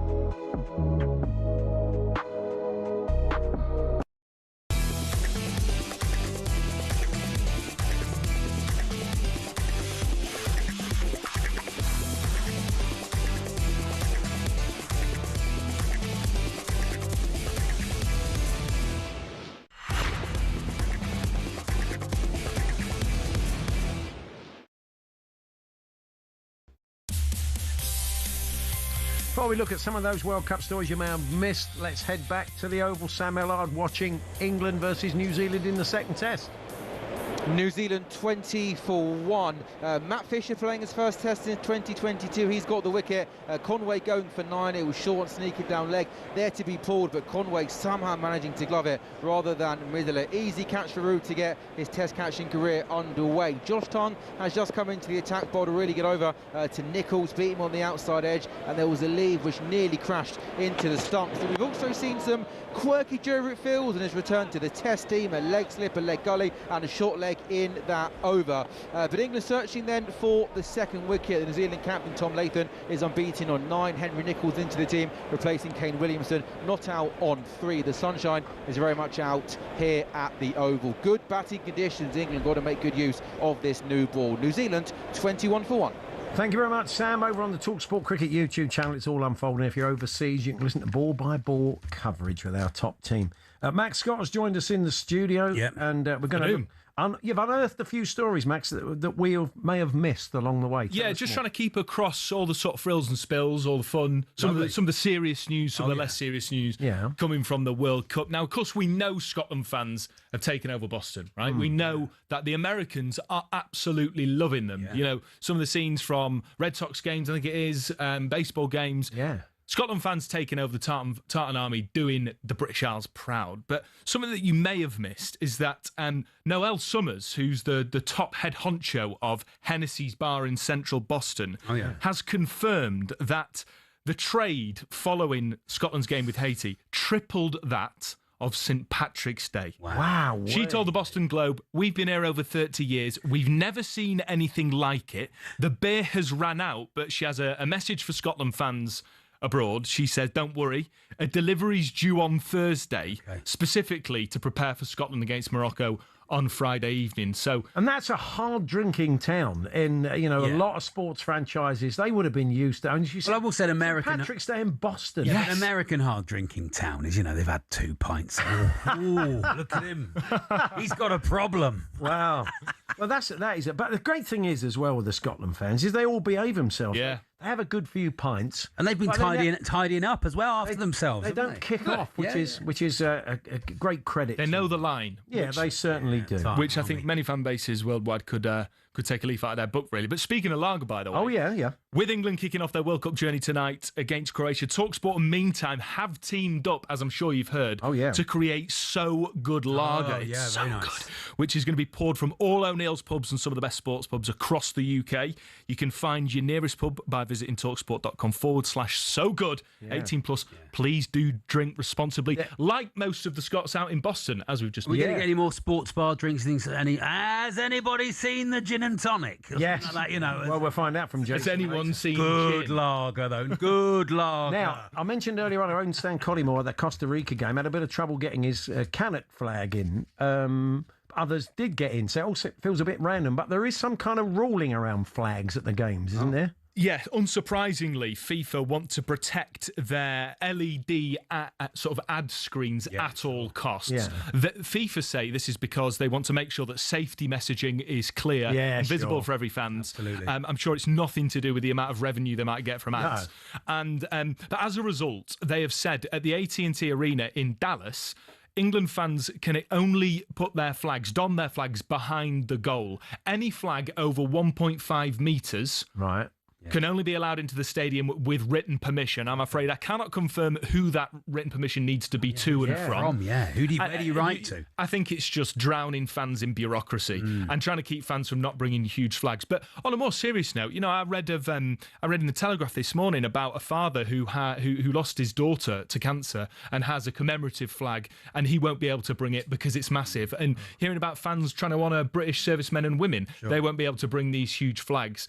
And so it needs to be on a case by case. And it's also they're just part of the kind of landscape. They're part of the sort of tableau at a football game. When you see those, and not just England games. So you kind of feel I think FIFA, if they could, they'd have no fans. They'd like it. They'd like it. Just no one there. Or just exclusively American celebrities. Yeah. Or even just sitting up there in the box. Like we had Eli Manning up there with his little lad, didn't we? You see that yesterday, just popping into the game. So and all that's great in a way because look, ultimately for the World Cup to be a success, you really want one of the host nations. And I think sometimes I even need to remind myself that America aren't the only host nation. You've got Mexico, a proper footballing nation, and we saw that at the Azteca. But you want the host nation, America, to sort of get involved. And I think the more celebrities that they see, I think your casual American might be more inclined to get involved in the World Cup fever if there are celebrities, but not too many. The whole Knicks team was at the France-Senegal. Oh, were they? Really? Yeah, on the day, it would have been day 6 if they hadn't thrashed the Spurs, Paul. Yeah. And, San Antonio, we'd like to point out. Not more sticks to beat my lot with. So Portugal went in late. We were talking about this. Yeah. I mean, the England players and the Croatia players are probably climbing up the walls now. They just want to get out and play. It's been a long week, I would think. But Portugal, their decision was to go in late to the tournament, and they've had a bit of heat for it. Not just that as well. Well, they've had a bit of heat from Portuguese media who are absolutely up in arms because they've also had a lot of heat from spending a significant time on the beach. Okay. They're based in Florida. Cristiano Ronaldo's been seen on the beach in Palm Beach. You've got, all of the top stars, Bernardo Silva, Mateus Nunes, Diaz as well, City's Diaz. And the Portuguese media have been on their back for supposedly spending too much time on the beach. And interestingly, Mateus Nunes, who of course plays for City, in one of the worst places for weather in England, he said that he needs the time in the sunshine to acclimatise to the hot temperature because he's so used to such poor weather in Manchester. And so I don't know what you think about it. Gabs this morning was absolutely sort of beside himself with why is it that media outlets constantly jumping on players for just having some time off after a training session. But I can kind of understand how if you see your stars who you want to go and win the World Cup, and if you've seen Portugal's midfield, by the way, incredible, they've should have a decent chance, while you might be a bit miffed if they're seen to be on the beach, a bit like the England boys in the cricket last winter. Yeah, I mean, look, we'll find out tonight. If they play brilliantly and beat Congo easy, we'll say it was the right decision. Everybody's had a different approach to when they a long tournament. It's they obviously such a feel long like tournament. It's the right thing to do. You can't ratchet it up from the start. Again, we've started questions to Thomas Tuchel about whether he's going to sing the anthem or not. I really don't get this because, I mean, he says if they win it, he'll sing it. But I'm thinking, why should he sing it? He's not English, is he? Yeah. I mean, if Sean Dyche became Germany's manager, would we expect him to sing the German national anthem? I mean, not necessarily. Yeah. Like you're managing, you're doing a job of work, and if you're doing it well, no one's going to have an issue. I don't see why we're all so hung up on whether he sings the anthem or not. I think the less said about whether Tuchel sings the national anthem, the better.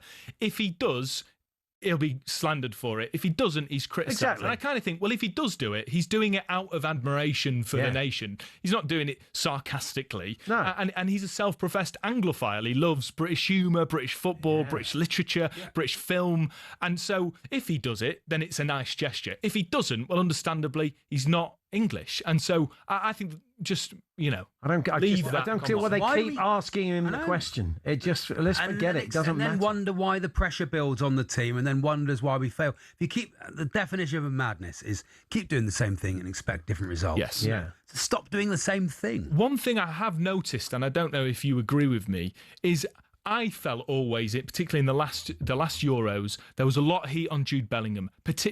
Ironically, bizarrely, after scoring an overhead kick, a generational goal that kept us in the tournament. However, I would say that the coverage around Jude Bellingham, I felt, it seems to me, has been a little bit more positive.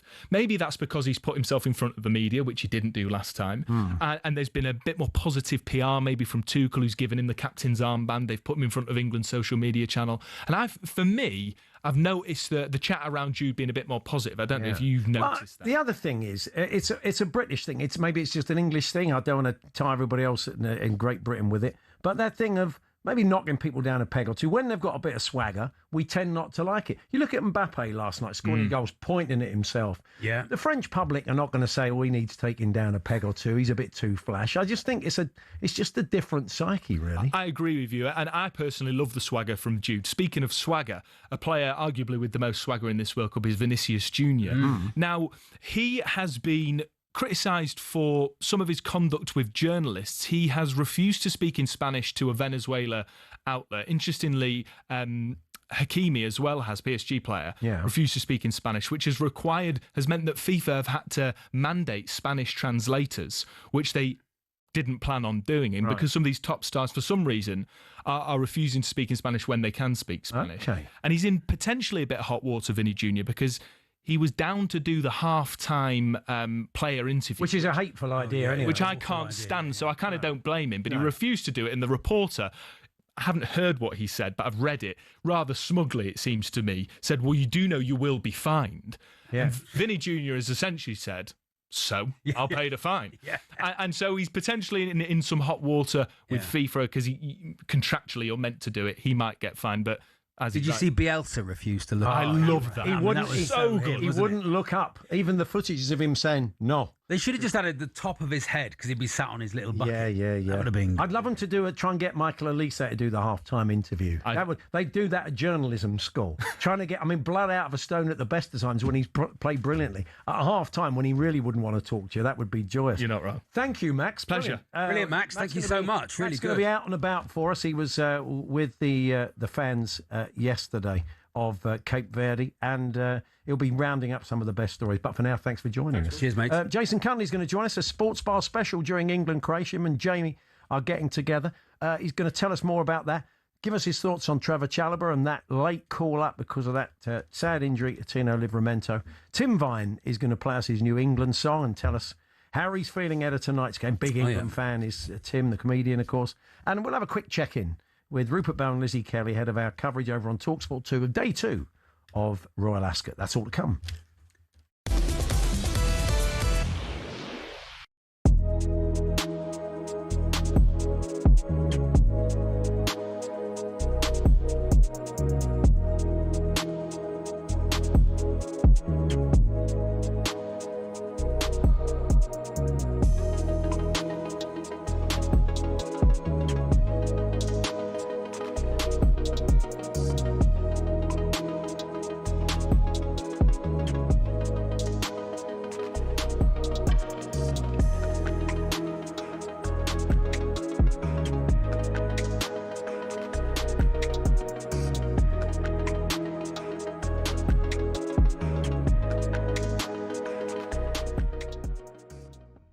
Donald Trump has been given license to join the World Cup winners in their trophy lift, just as he did, as you remember, at the Club World Cup. The US president has already been told by FIFA, we want you, President Trump, to hand over the trophy to the eventual champions. I wonder, what does that look like as far as you're concerned? Is it right and proper that Trump, of all people, should be right in the middle of it all come the trophy lift? I think it would be hugely popular if England were to win the trophy, if Trump wrestled the World Cup off Harry Kane and began to do a little conga. I think everyone in Britain would share my view that would be absolutely magnificent. No, I think it's got the potential to be quite embarrassing, but I think that Trump is quite savvy about the reaction to what happened with the World Club Championship. If he's not, his son Barron is, because his son Barron loves football, loves our football. He's actually an Arsenal fan. And I think he will probably have a quiet word with the old man and say, look, Dad, it should you get the trophy anywhere near you, don't try and grab it. Well, as you know, Simon, who's right beside me here, always says politicians should stay out of football. So, Simon, why should they make an exception for the president? Because you have to manage this man, whether you disagree with his principles or you agree with them, it's kind of irrelevant. In my ideal world, would have politicians nowhere near sports. So when the German politicians yesterday were saying they weren't going to come because they disagree with certain aspects of Trump's outlook, I said, hallelujah, more of that. The situation with Trump has a relatively unique feel about it because Trump is such an omnipotent character that it does add to the argument. But if I had my ideal world, I would be saying, Trump nowhere near it. In terms of being on the pitch, dealing with the trophy, that's someone else's responsibility, and it steers into the narrative that I always underpin my arguments with. Keep these politicians away from leveraging sports, whoever it may be. So I can't have it both ways. I can't say, well, you know, I've got no problem with Trump, full stop. I recognise the fact that he's probably the most powerful man in the world, and he is, to some extent, omnipotent in whatever he does. But, you know, I don't want politicians near sport.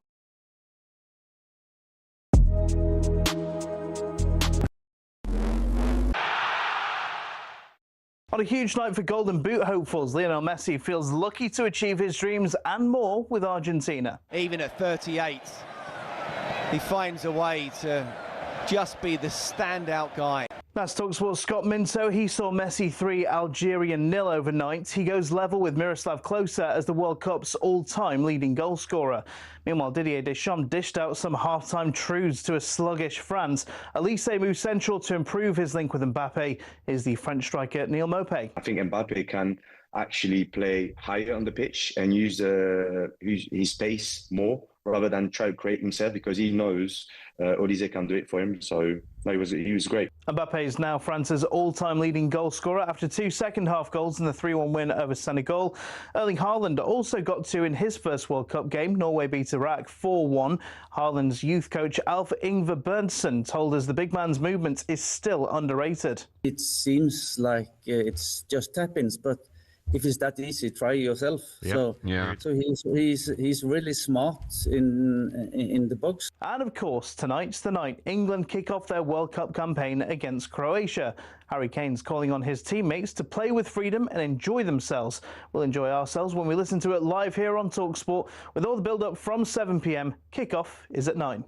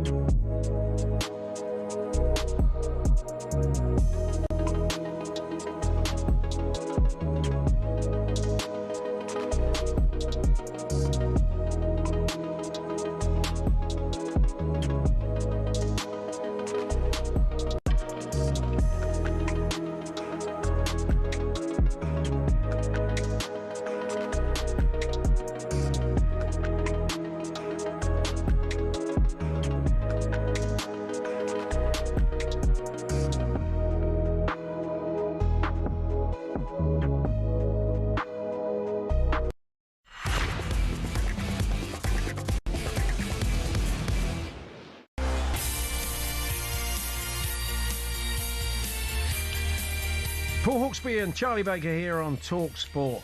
We'll hand over to Jim and Simon live from New York at 1 to build up to England versus Croatia and Portugal, Congo as well. Earlier on, 6 o'clock kickoff. But it's day 2 of Royal Ascot, Prince of Wales Stakes, the Royal Hunt Cup. Blimey, I was a bit worried about that. Among the races you'll get this afternoon, Rupert Bell and Lizzie Kelly will be calling them home over on talkSPORT 2. We can join them briefly now. Good afternoon, guys. Good afternoon. Good afternoon. Hello there. Can I just say, I want a big shout out to the 2 rat catchers we met outside Bill's in Reading last night, Wayne and Steve. Big talkSPORT listeners, but they were doing their nightly job. I don't know whether they were trying to get rid of me out of Bill's afterwards, but it was a fun-packed night we had last night, and we didn't have Lizzie because we just interviewed a French chef, and suddenly our marriage vow seemed to be thinking about going out the window because he was Yannick Alona was just putty in her hands, or vice versa. She attracts the French chefs. You attract the rat catchers. Yeah, it sounded like you had a night out in. Sounded like you had a night out in 1786 last night. Just a quick shout out to the 2 rat catchers we met last night. Did someone empty a pot from their top window over here? I mean, they're only in Reading. Jim the chimney sweep's been in touch. Wow, mate. Well, we were outside the church that's called St Mary's Butts as well. Oh, yeah. So, good pie shop near there. The Pie Maker, really good pie shop near there. Yeah.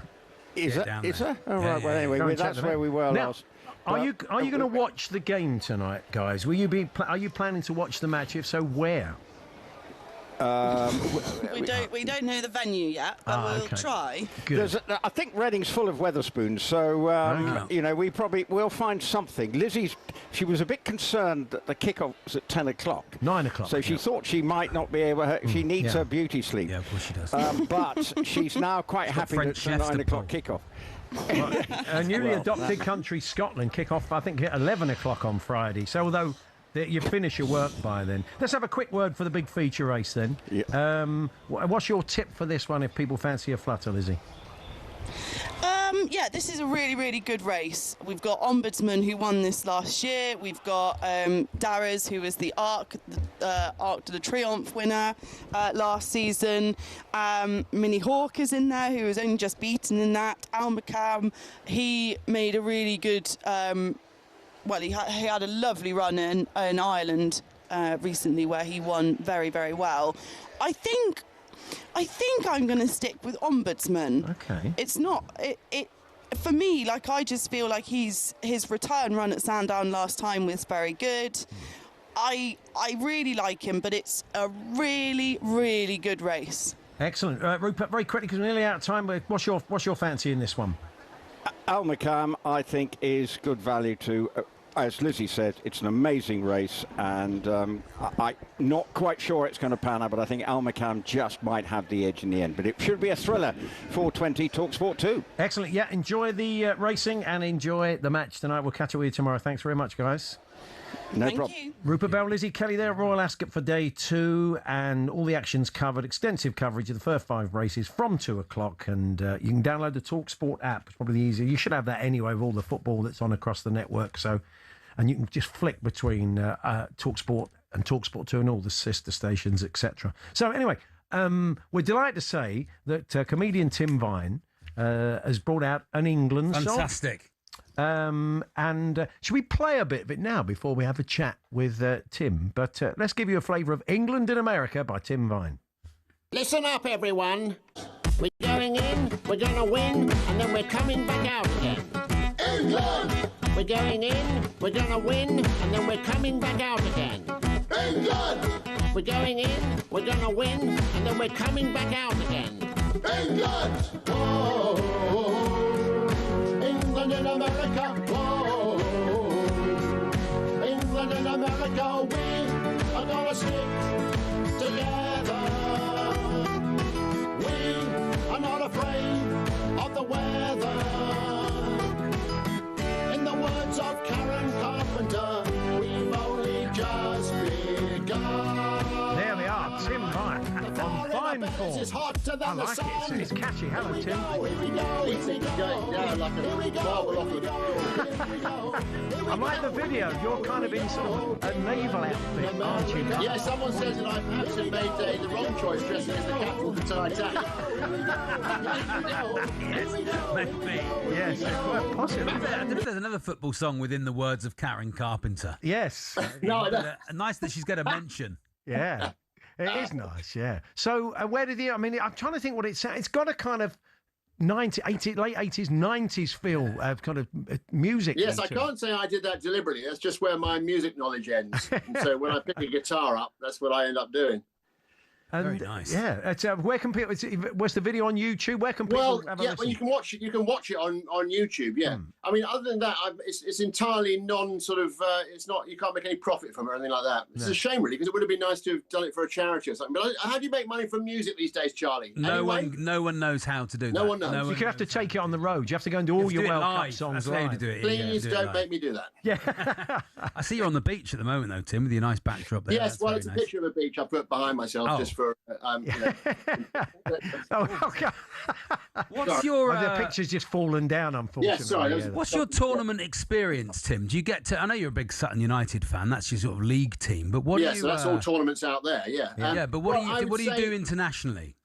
Well, do you know, I used to have debenture seats at Wembley Stadium for all England home games.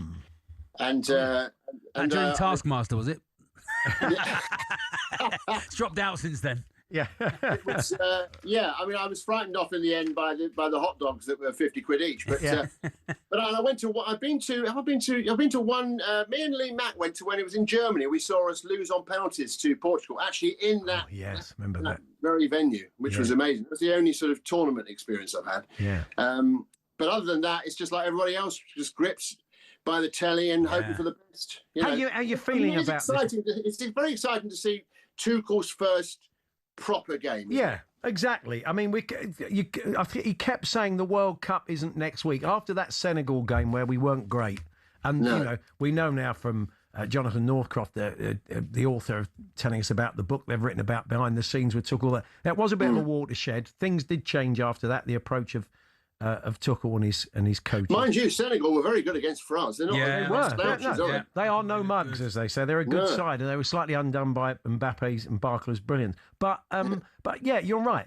The World Cup wasn't next week, but now we judge him. Everything that's gone before, really. We knew we were going to qualify because it was dead easy with the teams we're up against. But now we can judge him. I think it's found. I'm sure that's true. Listeners will. I mean, the really interesting thing becomes all this stuff about us getting to the semis and all this stuff. Were we to get that far, and were we to ever be 1-0 up in a very important game like a semi-final, then we discover what will he do, because in every situation where we go 1-0 up early, we always then do the same thing. We just don't know what to do next. We get completely lost. Well, that was the big Gareth Southgate miss, wasn't it? Was, you know, maybe not bold enough in big moments. That was the criticism. It's happened to us before. Yeah, I mean, yeah, remember in 2002 against this picture's going again. Remember in 2000? Oh, God, bloody. Remember in 2002 when we were playing Brazil? I mean, I think in the first 5 minutes, Owen scored. We went 1-0 up there as well, didn't we? And we didn't quite know what to do then either. Yeah, that is. Well, let's hope that's not an issue tonight. Where will you watch? Do you like to watch en masse, or do you like to watch kind of in a darkened room? Well, I'm going to a friend's house and he's making a curry, actually. Oh, his very wife very kindly making a curry. I've joined Slimming World, and the great thing is I get weighed on a Wednesday. So Wednesday night, it's like I could do what I like. Really. Yeah, you've got plenty of time to work it off.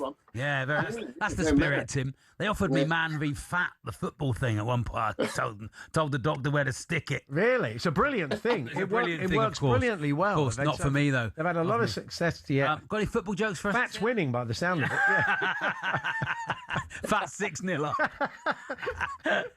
But a few people have said that my song's very catchy, and I said to someone the other day, I'm king of the earworms. That's what they call me at the surgery. Anyway, that's it's all the river swimming, I think. So what are you up to? You touring or you gigging at the moment? I'm getting a new hour together and a new hour of stand up. And I'm making some good progress, actually. I did it 4 times last week. So it's the first time that it feels like it's perhaps a show. I'm going to do it the last week of Edinburgh. So I take it it's not a massive departure. It's not like an hour-long Shaggy Dog story that you tell with a punchline at the end. Yeah, big political. No, sadly not contemporary dance or anything like that either. No, it's I just broke up with a purple vegetable. As it's over, Gene. It's all that sort of thing. Give them what they want. Exactly. Yeah. Boo. Yeah. Well, give us a score finally, Tim. We're going to play out with a bit more of the song, definitely. So we'd like to hear a bit more of the song. Well, I was chatting to someone in the coffee shop. In fact, I went to the coffee shop. He said, "Can I have a cappuccino?" He said, "Is that to sit in?" I said, "No, I'm going to drink it."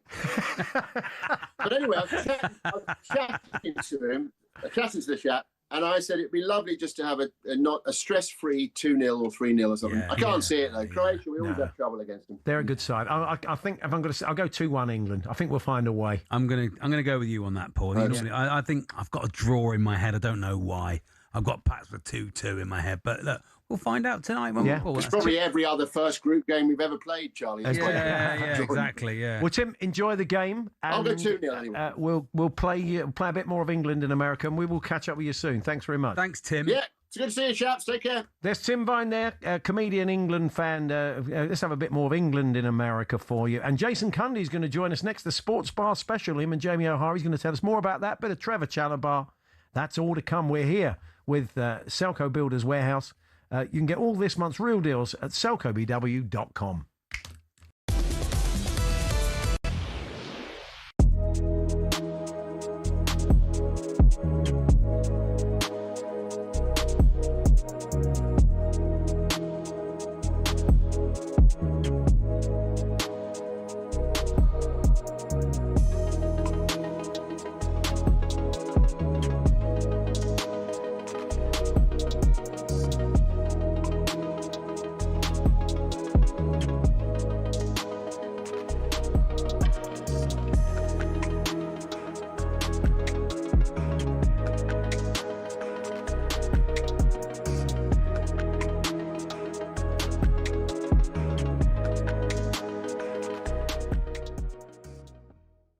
Iran played out a 2-2 draw with New Zealand, the lowest ranked team in the competition. But that's not the whole story.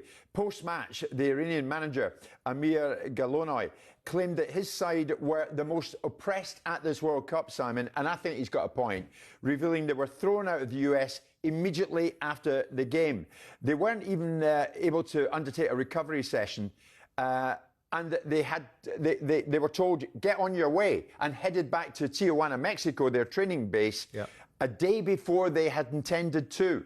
Okay. The manager says afterwards, it seems like others are doing the planning for us. That's a hint at the US here, with decisions made elsewhere. Our team is the most oppressed in this World Cup.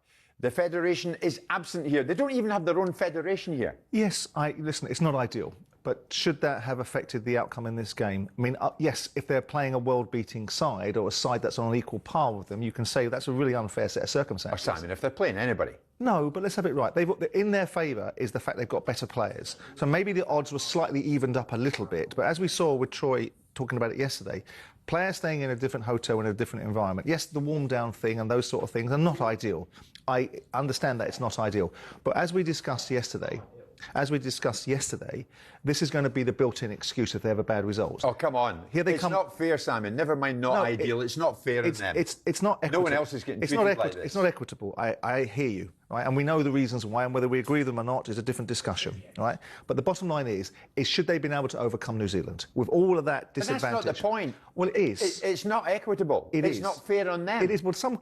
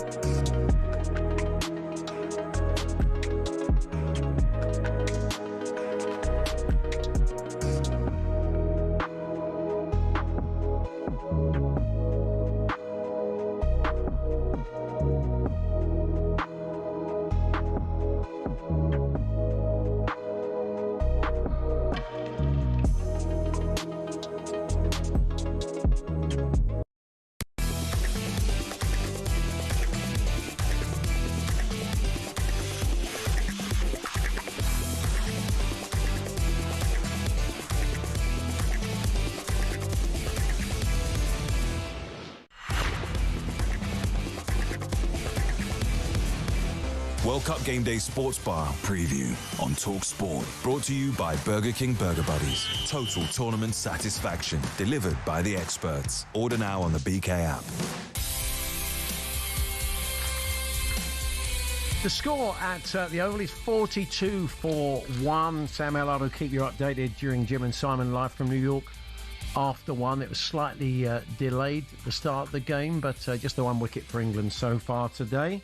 But let's look ahead now to a special live show. And we're joined by one of the hosts of this Sports Bar special this evening. It is Jason Cundy. Hi, Jay. Afternoon, gentlemen. Yeah, so this is going to be on during the England game, a special short sort of show with you and Jamie, trying to keep a lid on it. Won't be easy because England are playing. No, it's not easy. I'm up for it. I can't wait. It's been a long time coming, actually. The World Cup feels like it's been going on ages. And the first time we get to see England, not going to be easy. Croatia, they know their way around this World Cup. Even though it's an Asian midfield, they've got Kovacic, Perisic, Kramaric, and of course the evergreen Modric. So this will be a tough game. And I heard Charlie just say he fears a draw. I know where he's coming from. This is going to be a tough evening's work. And now one of the things you're doing is you're going to have a special guest coming in. It's going to be revealed who it is in World Cup Game Day from 4 p.m. Okay. Mr. O'Hara was on breakfast a little bit earlier on today, and he said he wanted Flex to join the show. He said, bit of Man United. He had his reasons for it, but we understand. I think he said he didn't want any more Gooners on, which is it seems ruled out Alex Brooker, but you're quite keen on getting Alex on. Nice guy. We need a third body there, Burger King Burger Buddies, and Alex. Here's my fear: England don't win. I need cheering up. That's why I want Alex Brooker. Yeah. And he's a funny boy. I know he's a gooner, but we've all parked that now, right? All of our club football is put to one side. Oh, yeah. Okay? We're now one big happy family. Spurs fans, Arsenal fans, Man United fans. PSG fans. Not PSG fans. Not PSG fans. No. Everyone now, so we're all singing from the same song sheet, so I don't care who Alex supports. Flex is a Man United fan, right? Yeah. Who cares? But you have to tune in. Myself and Jamie. It's a Sports Bar special. Yeah. Live on the YouTube channel about 10 minutes before kickoff. My advice: get the game on TV, get sports comms on, and get your computer up and get the Sports Bar special on talkSPORT's YouTube channel. What shirt will you be wearing, Jace? Because I know that you accidentally wore a Haiti shirt the other night. I know it was a pure accident. You just dipped. You know what, You lucky dipped out of a bag. How unlucky. It was very bad. It was incredible. Bad luck, wasn't it? It was the first shirt I pulled out. I said to management, "There's a bag of shirts there. You must have seen the bag of shirts. First one I put out was Haiti." Honestly, you've got to feel sorry for me. Yeah. So I had to wear it. Andy Robertson didn't feel sorry for you. Well, no, neither did Charlie Adam. But it's just the way it went. I'm afraid it's no fault of my own whatsoever. I've got an accidental Morocco shirt lined up for Friday night. I'll be dipping my hand in the bag again. Yeah, I'm sure you will be. I'd like to see a live filming of dipping your hand. I think you'll probably find it's Morocco home and away in there, but we'll see. Tomorrow night show, because Scotland play on Friday morning. If it comes out as Morocco, it could come out as Scotland shirt. Yeah, that's true. You know, so it's the luck of the draw. It's like those draws you get at the fair. The grabbers. You know what penny you're going to get, do you? You don't know what you're going to get. On a serious note, Jay, saw Trevor Chalobah called up yesterday for Tina Livramento, and people have been a bit meh about it all. I mean, you see a lot more of him than most. What do you think he'll bring to the squad if he gets a chance to play? Well, the thing with Trev, he can play in multiple different positions, playing a 3, playing a 4, he can play right back. It's not his natural position, he can do a job. I think he's brought him in potentially for concert if he goes right back. Jed Spence can play right back. I think he's just another centre-half. It's not ideal. I know a lot of people are talking about why is Trent not there. Clearly, he doesn't fancy Trent. No. It's as simple as that. Some managers, if your face doesn't fit, and unfortunately for Trent, it would appear that Trent's face doesn't fit. Trev come in, he's a steady rock, Trev. I've seen a lot of him. He's quick, strong, aggressive, good in the air. He won't start. Of course he won't. But injury, suspension, if there is 1 or 2 problems at centre-half, who knows in a World Cup? We know it's a long, gruelling affair in these 6 weeks. But I don't think we'll see him deployed at right back. Well, if it goes well and we win the first 2 games, and the third game, you can play some squad players, can't you? Then Yeah. In an ideal scenario, Charlie, that would be the best case for Tuchel. He can rotate that squad, give everyone some minutes on the pitch. But let's get past Croatia tonight. Yeah. Like I said, it's a tough game. I think they'll probably play a 3-4-3 or 3-4-2-1, something to pack that aging midfield. But our legs, we should have more legs. Yeah, I agree. As the game goes on, surely that last 20 minutes, I think, will be key. Yeah, as we said, the weather won't play its part because the roof's on and the aircon's on, so it'll be nice and cool for a 40-year-old Luca. But we know how good he is. We know what a brilliant player he is. Listen, we've been stung by him before. 2018, that still hurts. He's a little magician, the boy. Yeah. And we saw last night with Messi.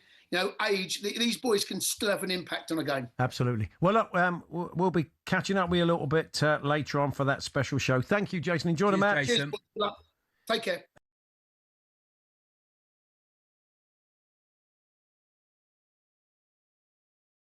You'll be able to catch up on the YouTube channel. You can catch it on that Sports Bar special. Yep, the Sports Bar special is coming up later.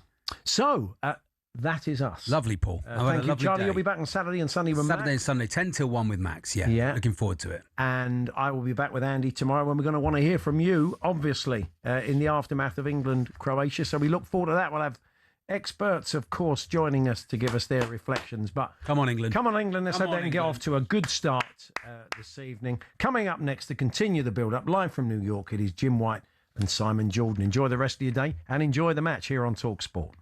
World Cup Game Day Sports Bar preview on talkSPORT. Brought to you by Burger King Burger Buddies. Total tournament satisfaction. Delivered by the experts. Order now on the BK app.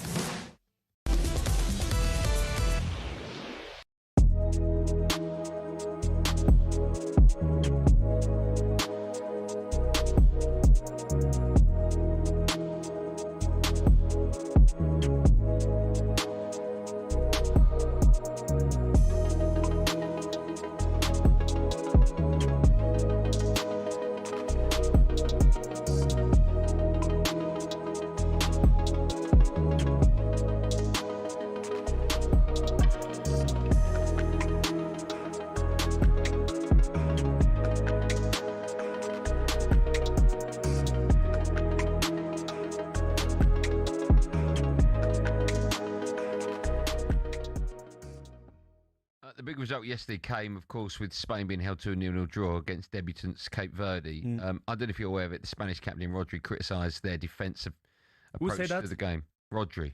He said, "This is what he said. He said that's how they play. They don't get past midfield. It's a matter of improving our finishing." I think it's arrogant. Tell me. Don't expect Cape Verde to get the position of the ball and to create many occasions against Spain. Spain is one of the best teams in the world. So the way he said that, I think this is disrespectful for Cape Verde. And I think you should look at yourself in the mirror because you should have done better than that to win that game. You had some occasion to score, you didn't, and I think you have to put credit on the Cape Verde players because I think they defended like lions on the pitch. Let's not forget as well, Spain had 27 shots, 7 shots on target,